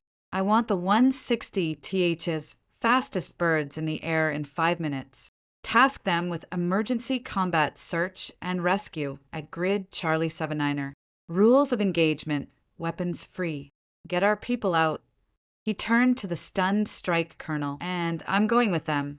Sir, a dozen voices chorused in disbelief. You can't be serious, General, his chief of staff sputtered. The risk is mine to take, Mitchell cut him off. If this Eagle Eye is as valuable as General Johnson says, I need to see him for myself. I need to understand what we're betting this entire operation on, and I will not ask men to fly into hell from the comfort of this room. Get me a flight suit, now. As the room erupted into controlled pandemonium, Mitchell leaned close to the screen where Johnson's face was frozen in a mix of shock and grim approval. This had better be worth it, John, he growled, low enough that only the microphone would pick it up. You and your ghost. They'd better be worth the entire damn war. Johnson met his gaze. Bring them home, Robert. You'll see exactly what they're worth. Hell wasn't fire. Hell was cold, sharp rock, the deafening roar of gunfire, and the coppery smell of blood mixing with cordite. The emergency LZ was a nightmare. A high, windswept bowl, a geological mistake scraped out by ancient glaciers. It was supposed to be a 5-minute stop, a quick dash from the Trilene to the waiting, silent helicopter. Instead, it was a tomb. The professional patrol we'd spotted hadn't been sweeping randomly. They'd been the anvil. The hammer had dropped 10 minutes after we'd reached the LZ, a second, larger force, moving with terrifying speed and discipline, had come from the higher ground we'd just vacated. They'd known the exfil point. They'd been waiting. Now, we were pinned behind a sparse line of boulders at the bowl's edge. The only cover, across the 200-meter expanse of open ground, muzzle flashes winked from the opposite Trilene and the high rocks. The crack-thump-off supersonic rounds filled the air, the bullets snapping overhead or ricocheting off the stone with vicious whines. "Anvil, talk to me, Jones." I yelled over the din, pressed flat against a rock. I was snapping off controlled pairs with my M4 carbine, aiming at the flashes. My beloved AXMC was a useless, beautiful weight in its drag bag. This was a close-range knife fight. "He's hit bad, Ellie." Spectre shouted from a few feet away. He was laying down suppressive fire with his 417 Hong Kong dollars, his voice tight. "Left thigh, arterial. I've got a tourniquet on, but he's losing too much blood, too fast." Anvil lay in a shallow depression behind the largest boulder, his face pale beneath the camo paint. His leg was a mess of blood and torn fabric. Spectre's tourniquet was cinched brutally tight above the wound, but the pool of dark red on the gravely soil was spreading. His breathing was shallow, rapid. "Ghost 1 to Nest. We're taking heavy fire at the LZ. Ghost 3 is critical. Need immediate case vac. Where is our ride?" I screamed into my throat mic. "Nest copies, Ghost 1. The cavalry is scrambled. ETA 15 minutes. You have to hold." Johnson's voice was a strained wire in my ear. 15 minutes. We'd be dead in 5. A rocket-propelled grenade screamed out of the Trilene, trailing fire. It slammed into the rocks 20 feet to our left, showering us with shrapnel and deafening noise. Dirt and stone fragments rained down. "They've got RPGs." Spectre yelled. "We can't stay here. They'll walk the next one right into our laps." He was right. We were in a kill box. They had the high ground, they had the numbers, and they had us cornered. Our only hope was the helicopter, and it was a lifetime away. I made a decision, a terrible one. "Spectre, suppress that Trilene. Give me 10 seconds. What are you doing?" "Getting us a better view. Now." Without waiting, I slithered on my belly, dragging the heavy drag bag with my sniper rifle. There was a slight rise, a lip of rock at the very edge of the bowl. It was more exposed, but it offered a marginally better angle on the enemy positions in the high rocks. It was also suicide. Bullets kicked up dirt around me. I kept moving, a low, crawling animal. I reached the lip, yanked the AXMC from its bag, and slammed the bipod down on the rock. I didn't have time for the meticulous ritual. No settling, no measured breathing. This was point and shoot at a whole new, desperate level. I flung the scope caps off, shoved my eye against the scope. The world was a blur of movement and terror. I found a muzzle flash, a man partially concealed behind a rock, aiming an RPK light machine gun. Range, 350 meters. Wind? Who the hell knew? I estimated. I led. I fired. The heavy point, .338 Lapua, round cracked the air. The muzzle flash from the RPK vanished. One threat down. I worked the bolt, ejected the smoking casing, chambered another round. Searched. Another flash. A man with an RPG launcher on his shoulder, reloading. I centered the crosshairs on his chest. Exhaled. Squeezed. Crack. The man dropped, the RPG tube clattering beside him. I was a machine now. A single-purpose, coldly efficient machine. Identify. Threat. Center crosshairs. Fire. Move to next target. The precise, long-range artistry of the sniper was gone, replaced by the brutal, rapid-fire lethality of a counter-sniper in a close-quarters battle. But the fundamentals were the same. Steadiness, clarity, acceptance. Spectre's 417 Hong Kong dollars barked steadily, keeping the closer enemies in the trillion ducking. But the fire from the high rocks was relentless. I took out another shooter, then a spotter, but for every one I dropped, it seemed two more appeared. They were professionals. They were using covering fire, moving to flank us. A bullet smacked into the rock 6 inches from my head, spraying my cheek with stone chips. Ellie, left flank. Two of them, moving low through the scree. Spectre shouted. I swung the rifle. Two figures in modern camouflage were scrambling from boulder to boulder, using the cover to get within grenade range. Too close for the point, 338. I dropped the rifle, grabbed my M4, and sprayed a burst in their direction. They dove for cover. It stalled them, but it didn't stop them. We're not going to make 15 minutes. Spectre called, his voice raw. Then, a new sound cut through the roar of battle. A deep, rhythmic whump whump whump, growing rapidly louder. Not the high whine of a little bird, but the powerful, thunderous beat of heavy rotors. I risked a glance skyward. Two dark shapes, flying nap of the earth, emerged from behind a mountain ridge. MH-60M Black Hawks. Their miniguns mounted in the open cabin doors were already tracking, searching for targets. Nest, Ghost 1. We have eyes on birds. Two Black Hawks. Are they friendly? Confirm. Ghost 1, Nest. That's your ride. They are hot Bravo. I say again, they are hot Bravo. Prepare for hot extraction. Spectre, get Anvil ready to move. Now. I screamed, a surge of wild, desperate hope flooding my veins. The lead Black Hawk flared hard, its nose coming up as it slowed to a hover at the far edge of the bowl, its landing gear still 10 feet off the ground. The downdraft from its rotors was a hurricane, whipping up a blinding storm of dust, gravel, and debris. The second Black Hawk took up a high, circling overwatch position, its minigun now speaking with the voice of an angry god. A long, sustained burst tore into the enemy positions in the high rocks, chewing stone and flesh with equal indifference. Ropes spilled from the side of the hovering lead bird. Dark figures in full battle gear fast roped down, hitting the ground and immediately forming a defensive perimeter, their weapons barking at the enemy trillion. Rangers, this was it, our only chance. Spectre, go. I'll cover you. I yelled, switching my M4 to full auto and hosing down the left flank where the two flankers had been. I saw one of them fall. The other disappeared behind a rock.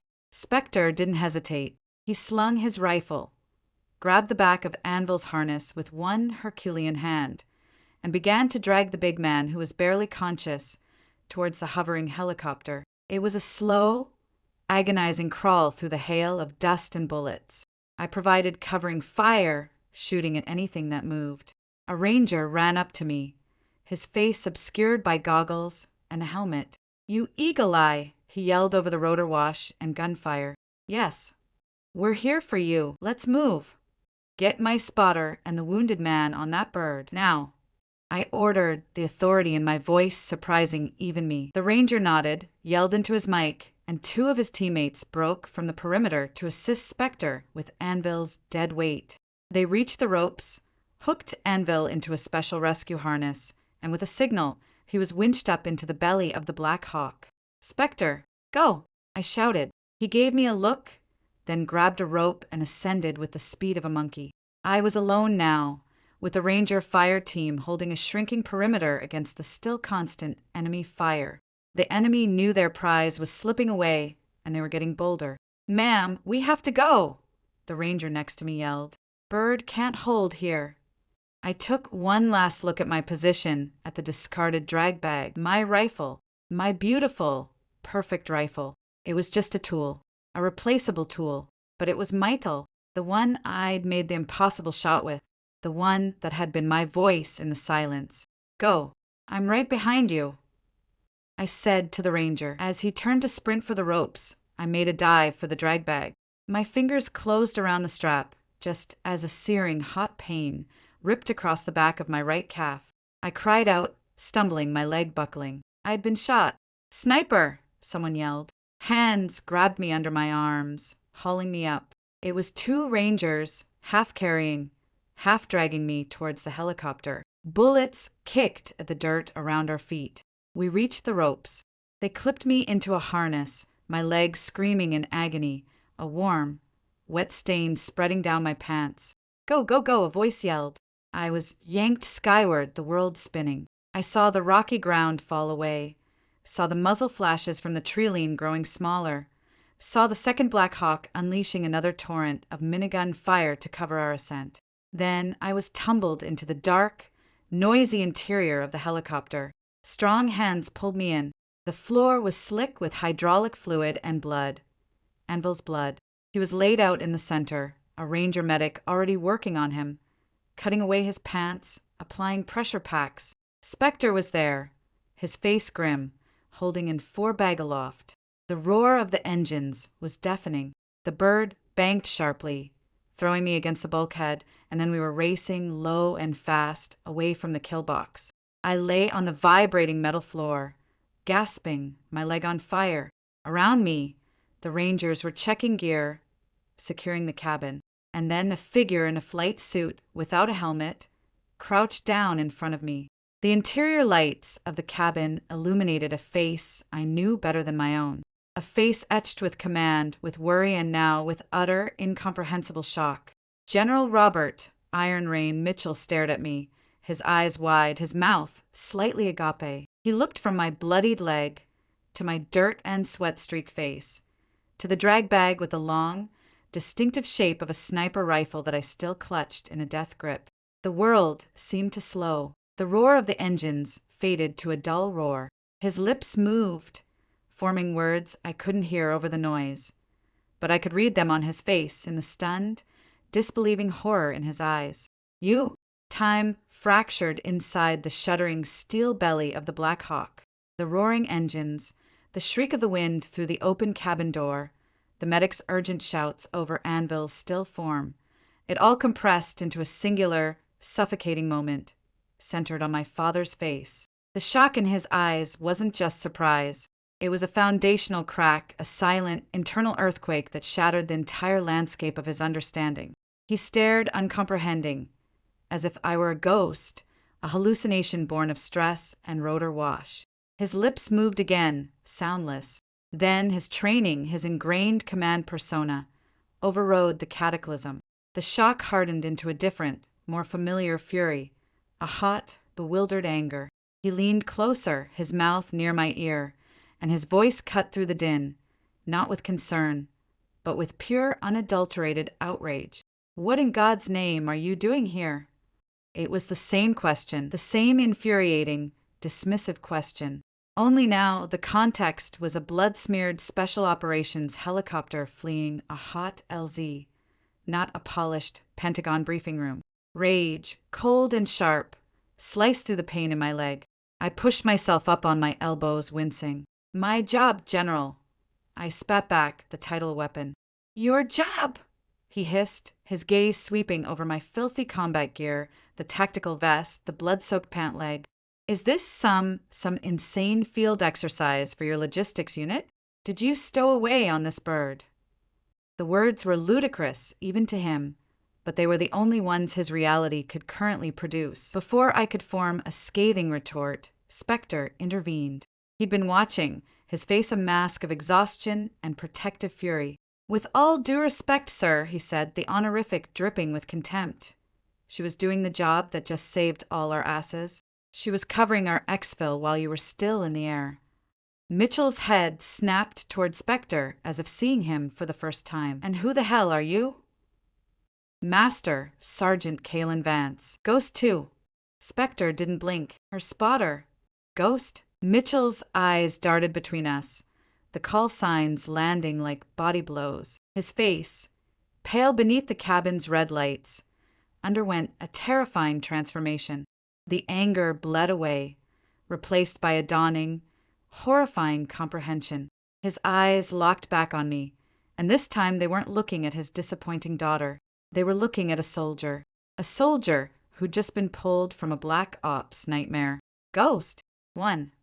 The medic chose that moment to shift, revealing the long, distinctive drag bag I'd refused to leave behind. The shape was unmistakable, a precision sniper rifle system, not an M4, not a standard issue weapon, a tool for a very specific long-range artisan. Mitchell's gaze fell on the bag, then slowly traveled up to my face. I saw the puzzle pieces, the ones he'd refused to see for years, finally, violently slammed together. The brilliant, ground-level intelligence he'd praised. The elusive eagle eye, asset John Johnson had staked his reputation on. The stubborn, tactical presumptuousness he'd publicly humiliated. His daughter. "No," he whispered, the word lost to the engines. Then, louder, a denial to the universe. "No, it's not possible." "Sir," the crew chief yelled, pointing out the open door. 2 minutes to FOB Wolfhound. The forward operating base was a blur of lights in the high desert night. The helicopter flared and touched down with a jolt on a dusty landing pad. The moment the wheels hit, the cabin became a storm of motion. The Rangers jumped out, forming a secure perimeter. The medic and Spectre, with help, gently lifted Anvil's litter and rushed him towards a waiting trauma team that sprinted from a low, sand-colored building. I tried to stand to follow, but my leg buckled, a white-hot spike of pain shooting up my spine. I gasped, falling back against the bulkhead. Strong hands caught me, not gentle, firm, authoritative. My father. He hauled me up, his arm under my shoulders, taking my weight. His face was a granite cliff, all emotion sheared away by the shock. He didn't look at me. He just started walking, half carrying, half dragging me towards the same building, his stride eating up the ground. "I can walk," I gritted out, trying to pull away. "Shut up, Sergeant," he growled, the command automatic. It wasn't paternal. It was military. He was dealing with a wounded asset. Nothing more. We entered a brightly lit, sterile medical bay. Anvil was already on a central gurney, surrounded by doctors and nurses cutting away his gear, shouting vitals. Spectre stood off to the side, his face grim, watching. My father deposited me, none too gently, onto a vacant examination table. A harried medic with captain's bars hurried over. "Let's have a look, Sergeant." He began cutting open my blood-soaked pant leg. The wound was a deep, angry furrow along the calf muscle. Messy, painful, but not life-threatening. Clean through and through. Missed the bone. "You're lucky. This is gonna hurt like hell, but you'll walk." He reached for a local anesthetic and a suture kit. As the medic began to clean and numb the area, the door to the med bay slammed open. General Aaron Johnson strode in, still in his rumpled cardigan, his glacial eyes taking in the scene with one sweep. Anvil on the table fighting for his life, Spectre covered in dirt and his friend's blood, me getting stitched up, and Robert Mitchell, standing rigidly in the center of it all like a lost monument. Johnson went to Anvil first, placing a hand on the big man's shoulder, murmuring something too low to hear. Anvil, through the pain and haze, gave a weak nod. Then Johnson turned. His gaze met mine, a silent question. I gave a slight, tight nod. Alive. Mission compromised, but alive. Finally, he walked to my father. The two generals stood facing each other, inches apart. The air between them crackled with a lifetime of friendship, rivalry, and now, this colossal, unspoken truth. "John," my father said, his voice dangerously low. "What have you done?" "My job, Robert," Johnson replied, his tone mirroring my own from minutes before. "Recruiting and deploying the best tool for the task, and extracting them when you're loud, clumsy, iron veil almost got them killed." Mitchell flinched, as if struck. "You never told me. You let me stand there in that room and call my own." "Your own what, Robert?" Johnson's voice remained quiet, but it carried through the room. "Your own daughter? The daughter you threw out of your house? The daughter you publicly humiliated and called a nobody? The daughter whose tactical assessment you dismissed because she didn't have the right rank? Why would I tell you? So you could bench her? So you could transfer her to the library to protect the precious Mitchell honor? She stopped being your daughter the day you made that choice. She became one of mine, the best of mine. He reached into the battered leather satchel he always carried and pulled out a thick, plain manila folder. He slapped it against Mitchell's chest. Mitchell caught it reflexively. "Open it," Johnson commanded. My father looked down at the folder, then at me. I kept my eyes on the medic sewing my leg, but I could feel his gaze like a physical weight. Slowly, he flipped the cover. I knew what was in that file. I'd never seen it compiled, but I knew. Johnson had warned me. He kept one. A testament. A record. Mitchell's eyes scanned the first page. His face, already pale, went gray. I saw his throat work as he swallowed. He turned a page, then another. His hands, usually so steady, developed a faint tremor. The file contained everything. My initial aptitude scores, off the charts in spatial reasoning and marksmanship. My performance reviews from basic and AIT, with annotations from drill sergeants who'd expected a spoiled brat and found a weapon. The sealed records from my advanced training, sniper school scores that were still talked about in whispers. The psychological evaluations that noted preternatural calm under simulated extreme stress, and a dissociative focus bordering on the autistic, ideal for long-range precision work. Then came the operational logs. Code names, dates, locations redacted, but the results were clear. Termination of HVT Sandfox, Kandahar Province.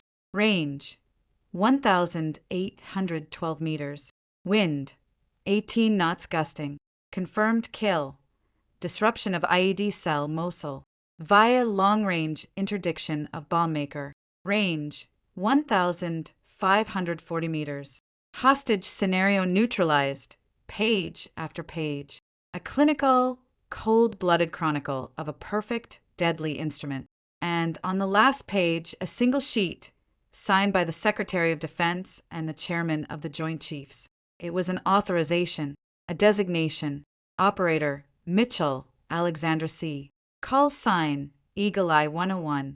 Special authorization. Lethal Engagement Authority under Directive 7.12, Omega Protocol, for designated Tier 1 targets.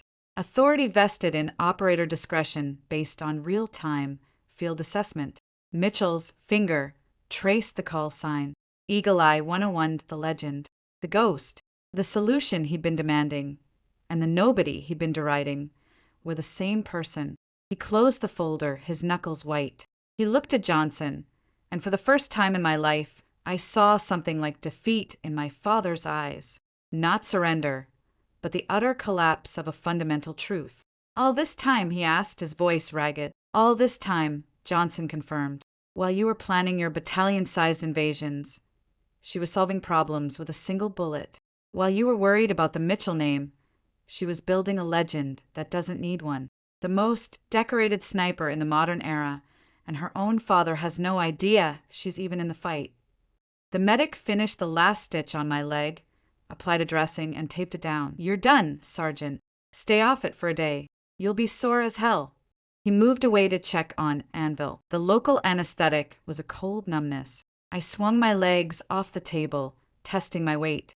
It hurt, a deep, throbbing ache, but it held. I stood, facing the two generals. My father finally looked at me. Really looked. Not as an embarrassment, not as a wayward child, but as Sergeant Alexander Mitchell. His eyes took in the hardened dirt on my face, the blood on my sleeve that wasn't mine, the calm, weary resolve in my posture that had nothing to do with the girl he remembered. "The intelligence from the observation post," he said slowly, as if piecing together a crime. "The patterns of life, the confirmation on the jackal, the cave analysis. That was you." "Yes, sir. The shot you wanted to take, the one I interrupted. You had it. Positive ID, clear line of sight, 1,300 meters. I had the wind dope. It was a go shot." My voice was flat, reporting facts. "And I stopped you." The statement hung there, heavy with its new, terrible implication. He hadn't just been wrong. He might have prevented the neutralization of a mass murderer. "The hostage complication was valid, sir," I said, though the words tasted like ash. The shot was clean, but the intel on the hostage changed the parameters. It was the right call to stand down. I was giving him an out, a professional courtesy. I didn't know why. He didn't take it. He just stared, the magnitude of his error, of his blindness, sinking in like a stone in deep water. Johnson broke the silence. The situation hasn't changed, Robert. The buyer is at the cave or will be within hours. The device is there or soon will be. Your iron veil is blown. A direct assault is now impossible. They're on highest alert. We have one option left. The option we've always had. Mitchell's eyes flicked to my leg, then back to Johnson. She's wounded. It's a flesh wound, I said immediately. I can still shoot. You can't walk a 3-day infiltration march, he shot back, the father momentarily resurfacing in a burst of irrational practicality. She doesn't have to, Johnson said. He walked to a situation map on the medbay wall, hastily put up by the FOB staff. We have a new card to play. They think they destroyed the observation team. They think the threat is gone. Their security will relax. We insert a new team by fast rope from the Blackhawks here. He pointed to a steep, nearly vertical cliff face 2 kilometers from the cave, on the opposite side of the valley from our previous position. A smaller team, a 2-person team, sniper and spotter. They climbed down to a pre-scouted ledge, designated perch. It's closer, 800 meters to the cave mouth, a straight shot down the valley. The wind is more predictable. It's an easier shot. A 2-person team into an active, hostile area that just repelled an insertion, Mitchell said, aghast. It's suicide. It's the only move left on the board, Johnson replied, his voice relentless. And we have the only sniper in the world who can make that shot under those conditions with a bullet wound in her leg. He looked at me. Can you do it, Ghost One? Every part of my body screamed no. The adrenaline was gone. The shock of the firefight, the blood loss, the deep, bone-deep cold of the mountain, and the deeper chill of my father's presence. It all weighed on me. But beneath it, beneath the pain and the fatigue, the core of me, the part that was eagle-eye, was already calculating. 800 meters, downhill shot, known wind patterns from the airy data. The anesthetic would wear off, but I could manage the pain. I had to. I can make the shot, I said, my voice leaving no room for doubt. I need Spectre, and I need 15 minutes with the ballistic computer and the latest atmospheric data from Raven. Mitchell looked between us, a man watching a play whose script he'd never read. You're actually considering this? Sending her back out there? In her condition? She's not hurt to you right now, General, I said, turning to face him fully. The pain gave my voice a hard edge. I am a weapons system, a damaged one, but still functional. The mission parameters have changed. The tool required is a long-range precision rifle. I am that tool. My personal condition and your personal feelings are irrelevant. Sir, he recoiled as if I'd slapped him. The complete, professional erasure of our relationship was more brutal than any insult. I was treating him like any other general who stood between me and my objective, because that's what he was. Johnson watched the exchange, a sad understanding in his eyes. The decision is mine, Robert, and I've made it. Ghost Team will reinsert at 0400 local. That gives us a window before first light. No, Mitchell said, the word final. Both Johnson and I stared at him. He straightened his spine, the general returning, pushing the shattered father into a dark corner. The decision is not yours alone. Not anymore. Not after the fiasco at the LZ. This is now a joint command salvage operation. I am the ranking officer in the theater. I authorize or I deny. A silent battle of wills raged between the 2 old friends. Johnson finally gave curt nod. Then authorize it. You've seen her file. You know what she can do. This is the only way to complete your mission, to get the Jackal and stop that bomb without starting a war. Mitchell's gaze was locked on me. It was a different kind of assessment now. He was measuring my stance, the steadiness of my hands, the clarity in my eyes despite the pain. He was looking for doubt, for weakness, for the fear he expected to see. He found none. He saw only the soldier, the asset, eagle-eye. The internal war in him was visible. Pride, shame, paternal terror, and brutal, strategic necessity waged a silent, vicious war across his face. The father wanted to lock me in this medical bay. The general knew the fate of a mission, and perhaps a city hung in the balance.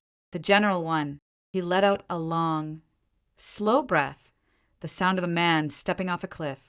"Sergeant Mitchell," he said, his voice stripped of all personal inflection, becoming the pure, cold instrument of command. "You are medically cleared by the attending for limited duty. Master Sergeant Vance will accompany you. You will insert at Perch and establish an observation post. Your priority is to locate and confirm the radiological device. If the device is confirmed, and if a clear shot on the principal target, Azamullah, presents itself, you are weapons free. You are to prevent the transfer of that device at all costs. Do you understand your orders?" The formalization of it was a relief. It was a rope thrown into the storm. "Yes, sir. Locate and confirm the package. If confirmed, weapons free on the Jackal. Prevent the transfer. The exfil will be the same as before. One window. Do not miss it." He paused, and for a fleeting second, the father broke through a crack in the granite. "And for God's sake, Sergeant, come back in one piece this time. That's an order." It wasn't an apology. It wasn't acceptance. It was, perhaps, the first thread of something new. A commander's concern for a valuable piece of equipment. It was a start. "Yes, sir," I said. Johnson stepped forward. "Gear is being prepped. Your rifle is fine, just dirty. Spectre, get your kit. Mitchell, meet in the TOC in 10 for final brief. Your father, General Mitchell, will be running tactical command from here." My father gave a sharp nod, already turning to the maps, his mind shifting gears into the operational puzzle, a way to avoid the human wreckage at its center. "I'll coordinate the air assets and the QRF. If this goes loud, we'll be ready." He didn't look at me again. As Spectre helped me limp out of the med bay, leaning on him for support, I glanced back once. My father stood with Johnson over the map, his finger tracing the route to the Perch, his head bent in intense discussion. The bewildered, shattered man was gone. In his place was General Mitchell, focused on the mission. He knew my name now, my real name and my call sign, and for the first time, he was finally seeing the soldier who bore them. The hard part was over. Now, I just had to go out and prove him right. The world had shrunk to a slab of cold granite, the hiss of oxygen in my mask, and the bone-deep, ever-present throb in my leg. The fast rope insertion onto the cliff top had been a study in controlled agony, the impact jolting through my injured calf like a live wire. Now, suspended on a narrow, downward-angled ledge 2,000 meters up, the Perch felt less like a sniper's nest and more like a stone shelf waiting for a strong wind to sweep it clean. Spectre was a phantom beside me, already unpacking the gear with silent efficiency. Our new position was brutal. It was closer, a mere 827 meters to the cave mouth according to the laser rangefinder, but it was exposed. The wind held up the sheer valley wall, a chaotic, buffeting monster that changed direction every few seconds. The cold was absolute, seeping through layers of insulation, making my fingers stiff inside their gloves. The pain in my leg was a constant, sharp companion, a reminder of fallibility I couldn't afford. "Setting up the Kestrel," Spectre murmured, attaching the handheld weather meter to a short pole and extending it out from the ledge. The digital screen flickered, feeding us real-time data that was almost comically bad. Wind gusting from the west at 12. Now it's from the northwest at 20. Now it's a vacuum. Jesus, this is a soup. I was already lying prone, my body molded to the cold stone. My AXMC, cleaned and re-zeroed by Anvil's loyal protege at the FOB, lay before me like a sacred object. I'd named the pain in my leg background noise and filed it away. The ritual began. I pulled the rifle into my shoulder. The stock's cheek welled a familiar anchor. The world dissolved into the circle of my Schmidt-Bender scope. The cave mouth was a dark, yawning hole across the valley. Through the scope, it was a stage. The guards were more numerous, more alert than before our failed exfil. The professional security team was visible, men in modern gear patrolling with purpose. They thought they'd won. They'd repelled the invaders. The atmosphere was tense but triumphant. The transaction was imminent. "Nest Perch is established," I whispered into my throat mic, eyes on target. Security is enhanced. No sign of the package or the principal. Over. Copy, Perch. The voice that came back wasn't Johnson's. It was deeper, flatter, stripped of all but essential tone. My father. He was in the Tactical Operations Center at FOB Wolfhound, running the show. Raven feed confirms multiple heat signatures inside the main cavern. A cluster of signatures is segregated near the eastern wall, possible hostage location. Your priority remains the package. Find it. Nest out. No pleasantries. No, how's the leg?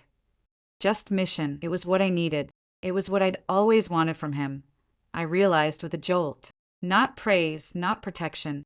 Just to be treated as a competent component of the machine. Minutes bled into an hour. The sky began to lighten from pitch black to a deep, bruised indigo. First light was coming. With it would come better visibility, but also the end of our window. The exfil bird would come at dawn, whether we had a shot or not. Movement, Spectre breathed. Main entrance. Big group. I tightened my focus. The heavy blanket over the cave was pulled aside. Men filed out.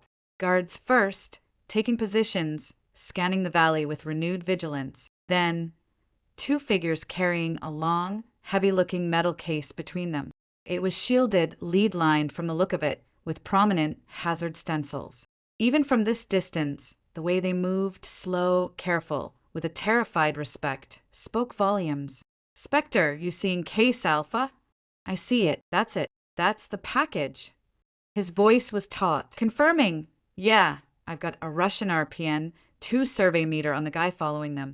He's checking for leaks. That's the device.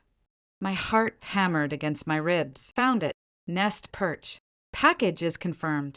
Repeat. Package is confirmed. Being moved to the open area, front of the cave. Over. Acknowledged, Perch. My father's voice came, tense but controlled. Where is the principal? As if on cue, he appeared. Azamullah the jackal.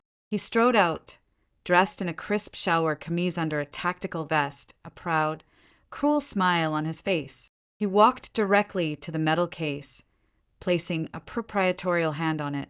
Beside him appeared another man, shorter, dressed in Western outdoor gear, flanked by 2 of the professional contractors. The buyer. Principal and buyer are both visual, I reported, my voice steady. They are with the package. They're initiating the transaction. Over. A wave of static, then my father's voice, laced with a frustration I knew all too well. Perch, Nest. We have no clear shot. The buyer's men are in the line of fire. The hostage's location is still unconfirmed but presumed adjacent. You are not cleared. Repeat, not cleared. Stand by. Stand by, the 2 most useless words in a sniper's vocabulary. I watched through the scope as the jackal gestured, and one of his men began unfastening the latches on the metal case. He was going to show the buyer the goods, to verify the radioactive material. It was the ultimate grotesque show and tell. He's opening it, I whispered, a cold knot in my stomach. Nest Perch, the package is being opened. The principal is exposing the core. I say again, the core is being exposed. Over. A longer pause. I could imagine the chaos in the TOC. The political calculations, the fear, the debate. I was free of it. I had only the wind, the range, and the 2 men standing next to a box of Armageddon. Perch, Nest. It was Johnson's voice this time cutting in. New intelligence from Raven. Thermal shows the segregated signatures are moving. The hostage is being brought out. Likely as a human shield for the exchange or for transport. You will have a moment, a split second, when the path between you and the principal is clear. The shot will be surgical. It must be the core or the initiator. You must render the device inoperable. Do you understand? A shot on the device itself, not the man, the device. A .338 lapua round into a contained radiological source. The physics were terrifying. It could rupture the casing, spreading contamination. It could fail to detonate the conventional explosives around the core, but still scatter the material. It could do nothing. Or, if I hit the precise spot where the conventional trigger met the core, it could crush the mechanism, rendering it a lump of a note if hot metal. It was an impossible order, a guess wrapped in a prayer. I understand, Nest, I said, my mouth dry. I need the exact location of the initiator, the schematics. Sending to your datapad now, Johnson said. A small, rugged tablet beside Spectre lit up. Blueprints of a crude but effective radiological dispersal device appeared. The initiator was a small, softball-sized cluster of C4 and detonators nestled against the core's outer casing. A 2-centimeter margin of error. Wind. Spectre hissed, his eye glued to the spotting scope. Gone chaotic. Sheer off the cliff face, reading downdrafts, then updrafts. It's a washing machine. I ignored him, memorizing the schematic. I visualized the metal case. Where would the initiator be? Bottom left quadrant, based on the load-bearing structure of the case. I shifted my aim infinitesimally, my crosshairs hovering not over the jackal's heart, but over the lower left corner of the metal case. The cave blanket was thrown aside again. 2 guards emerged, dragging a stumbling figure between them, a gaunt man in the torn remains of outdoor gear. The French hostage. They shoved him to the ground near the case, a human shield and a bargaining chip. The path between my scope and the metal case was now blocked by the huddled hostage and the shifting bodies of the buyer's men. The jackal, smug, was pointing at the open case, explaining something to the buyer, who leaned in, a grotesque parody of a business deal. I don't have the shot, I breathed. The line is blocked. Perch, Nest. The exfil bird is on standby. You have 90 seconds until we pull you. If you don't have the shot in 60, you are ordered to disengage and proceed to the LZ. Acknowledge. My father's voice, ordering me to leave, to let the device be sold, to let the jackal win. Acknowledge, Nest, I said the words ash. 45 seconds. The buyer straightened up, nodded. A deal was struck. The jackal's smile widened. He motioned for his men to close the case. The transfer was complete. 30 seconds. The buyer's men moved forward to take possession of the case. The hostage, forgotten, curled on the ground. The jackal took a step back, turning to say something to one of his lieutenants. For a single, fleeting moment, his body shifted. The buyer's man moved. The hostage cowered. A sliver of space opened. A clear line, no more than a foot wide, between the edge of the closing case lid and the shoulder of a guard. It lasted for less than a second. But in that second, I could see the dark interior of the case, the dull, heavy cylinder of the core. And resting against it, in the bottom left quadrant, a lump of off-white putty with wires. The initiator. Spectre. Final wind. I snapped, my voice the calm at the center of the storm. Impossible to call. It's... guess. A microsecond of silence. Then his voice, firm with decision. Hold 0. Straight line.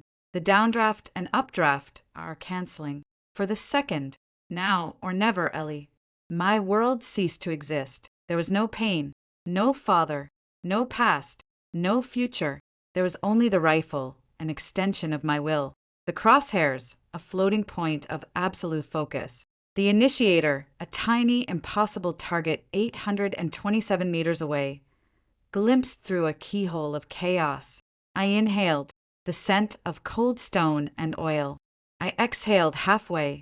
The tremor in my hands vanished. My finger took up the slack on the triggers. First stage. I saw the wind, not as numbers, but as a void. A perfect, transient stillness in the maelstrom. I saw the bullet's path. A laser-straight line through the void. I saw the initiator waiting. In the pause between heartbeats, I applied the final ounce of pressure. Crack. The sound was swallowed by the valley. The recoil was a distant shove. Time elongated. The bullet was in flight. Subject to gravity, subject to the dying breath of the chaotic wind, subject to fate. Through the scope, I saw the jackal flinch, his head turning towards the sound a fraction of a second before the impact. The bullet struck, not with a dramatic explosion, with a thump I felt in my own chest, a deep, metallic clank that echoed faintly across the valley. The lower left corner of the metal case deformed inward violently. A spray of sparks, shorting wires, flickered inside. The case, which was being lifted by the buyer's men, jerked as if kicked by a giant. One man lost his grip. The case tipped, slammed onto its side on the rocky ground. For a heartbeat, nothing. Silence. Then panic. The jackal stared, his triumphant smile frozen into a rictus of shock. The buyer screamed, stumbling backward, pointing at the case as if it were a viper. Guards raised their weapons, spinning, searching for a threat that was already a kilometer away and vanishing. There was no secondary explosion, no mushroom cloud, no deadly spray of radiation, just a heavy, dead metal box lying on its side, a dent in its flank, its contents ominously silent. Hit, I whispered, the word leaving my body like a ghost. Direct hit on the initiator, no detonation. Package appears neutralized. Confirmed, Spectre said, his voice bursting with adrenaline. No thermal bloom. No explosion. You did it, Ellie. You goddamn did it. Nest perch. Shot is away. Target is the package. Impact confirmed. No secondary event. Repeat, no detonation. Principal and buyer are on site, in disarray. Over. The radio remained silent for 3 long seconds. Then my father's voice, stripped of all pretense, thick with an emotion I couldn't name. Roger, perch. Shot confirmed by Raven. Negative on detonation. The device is inert. Mission accomplished. A pause, and I heard him swallow hard. Now get the hell out of there. Exfil is en route to your LZ. Move. Nest out. You heard the man, Spectre said, already breaking down the tripod with frantic speed. Time to go. The pain returned, a roaring tide that washed over me. The shakes set in, a violent tremoring in my hands and legs. The focus that had sustained me shattered, leaving me hollow and trembling. Spectre helped me to my feet, my leg screaming in protest. I took one last look through the scope. Chaos reigned at the cave. The jackal was shouting, shoving his men, pointing at the mountains. He knew the long-range threat wasn't gone. He was a hunter who just felt the bite of a predator he couldn't see. The transaction was over. His weapon was a broken toy. His buyer was fleeing back into the cave. His perfect plan was in ruins, ended by a single, precise ounce of lead. I didn't feel triumph. I felt empty, clean. With Spectre's help, I shouldered my rifle, and we began the agonizing 100-meter climb back up the ropes to the cliff top where the Black Hawk, its rotors already thundering, waited to pull us from the sky. The flight back to FOB Wolfhound was a blur of noise and fatigue. The medic on board checked my leg, retaped the dressing, and gave me a shot of a powerful analgesic that made the world soft at the edges. I didn't sleep. I stared at the vibrating floor, seeing the dent in the metal case over and over. We landed. The dawn was breaking, painting the desert in streaks of rose and gold. The same medics were waiting, but this time there was no urgency. Anvil, I was told, was out of surgery and stable. He'd lost a lot of blood, but he'd keep the leg. He was a tough son of a bitch. Spectre clapped me on the back as they helped me off the bird.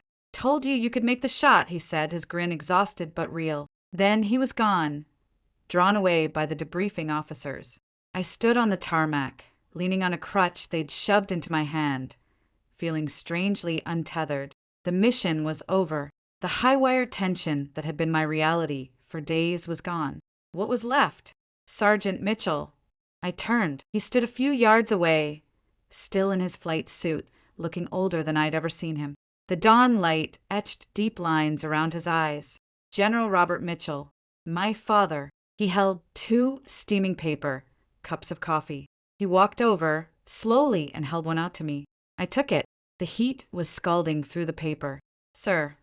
He didn't speak for a moment, his eyes scanning the horizon where the sun was burning off the night. The Raven stayed on target, he said, his voice quiet, conversational. Almost. After you left. The jackal tried to salvage it, ordered the case opened. The core was cracked. The initiator was pulp. He knew it was useless. He executed the buyer for wasting his time. He took a sip of his coffee, wincing at the heat or the information. His security force started arguing. It devolved into a firefight. The professional contractors turned on his local guards. It was a goat rope. By the time a JSCT team fast roped in an hour ago. The place was a charnel house. The jackal was dead. Shot in the back by one of his own buyer's men, it looks like. The hostage is safe. In shock, but safe. He delivered the report like a briefing officer, but his eyes were on me, watching for my reaction. I took a sip of the terrible, bitter coffee. It was the best thing I'd ever tasted. Good, said. It was all I could manage. Another long silence stretched between us, filled with the distant sounds of the bass waking up. That shot, he began, then stopped, shaking his head slightly. Johnson showed me the Raven footage, the schematic overlay, the wind data from your spotter's log. The gap you took the shot through, it wasn't there. It was there for 0.8 seconds, sir, I said. 0.8 seconds, he repeated, the number a holy relic. To see it, to decide, to make the wind call, to execute. He finally looked at me, and the professional mask was gone. In its place was a raw, bewildered awe, and beneath it a vast, unspoken sorrow. Who taught you that? The army, sir, I said automatically. Then, because it was true, I added, and Sergeant Vance, and General Johnson, and a lot of hours on a lot of lonely ranges. I never, he faltered, the words sticking in his throat, the confession he couldn't make. I never saw you. I never believed that it hung in the air, more potent for being unspoken. You weren't meant to, sir, I said, and to my surprise I meant it, not as an accusation, but as a simple statement of fact. His world and mine had not intersected, until they had to. He nodded, accepting this. The general reasserted himself, but it was a quieter, wearier version. The debrief will be extensive. Johnson's people will handle it. Your involvement, the Eagle Eye designation, it will remain compartmentalized, off the books. As far as the official record is concerned, the device was neutralized by a lucky shot from an unspecified covert reconnaissance element. I understand, sir. You'll get a medal, of course, he said, a trace of his old, wry tone returning. One you can't wear in public, but it'll be in the file. My file on you. He meant the one Johnson had given him, the one that was now his to curate. Thank you, sir. He looked at me, really looked, as if seeing the ghost of the little girl, the shadow of the rebellious teenager, and the solid, unshakable reality of the woman soldier in front of him, all at once. It seemed to overwhelm him. Alexandra, he started, the name strange on his lips. He reached out, as if to touch my shoulder, then aborted the gesture, his hand falling back to his side. The chasm between us, of years of choices, of a shared, painful name, was still too wide. Words failed him. The father had no language for this, so the general spoke instead. He drew himself up to his full height, his eyes meeting mine not as a parent's, but as a commander's looking at a subordinate who has just achieved the impossible. His voice, when it came, was husky but clear. Sergeant Mitchell, your mission was executed with unparalleled skill and judgment under extreme duress. The results speak for themselves. He paused, and the corner of his mouth twitched, the faintest ghost of something that wasn't a smile, but was its close cousin. Report was outstanding. It wasn't, I'm proud of you. It wasn't, I was wrong. It was better. It was professional, earned and real. It was recognition from a man whose recognition in this arena actually mattered. A wave of exhaustion, so profound it felt like grace, washed over me. I managed a slight, stiff nod. Thank you, General. He returned the nod, the transaction complete. Then he turned and walked away, back towards the TOC, back to the world of maps and decisions, a solitary figure in the dawn. I stood there for a long moment, leaning on my crutch, the rising sun warm on my face. The pain in my leg was a dull, manageable throb. The coffee was cooling in my hand. Somewhere, Spectre was probably already asleep. Anvil was fighting his way back to consciousness. A monster was dead. A city unawares was safe. I was nobody's disappointment. I was nobody's secret. I was Sergeant Alexandra Mitchell, and I was indisputably Eagle Eye. I took a final sip of coffee, turned, and crutched my way towards the barracks and the deep, dreamless sleep I had earned.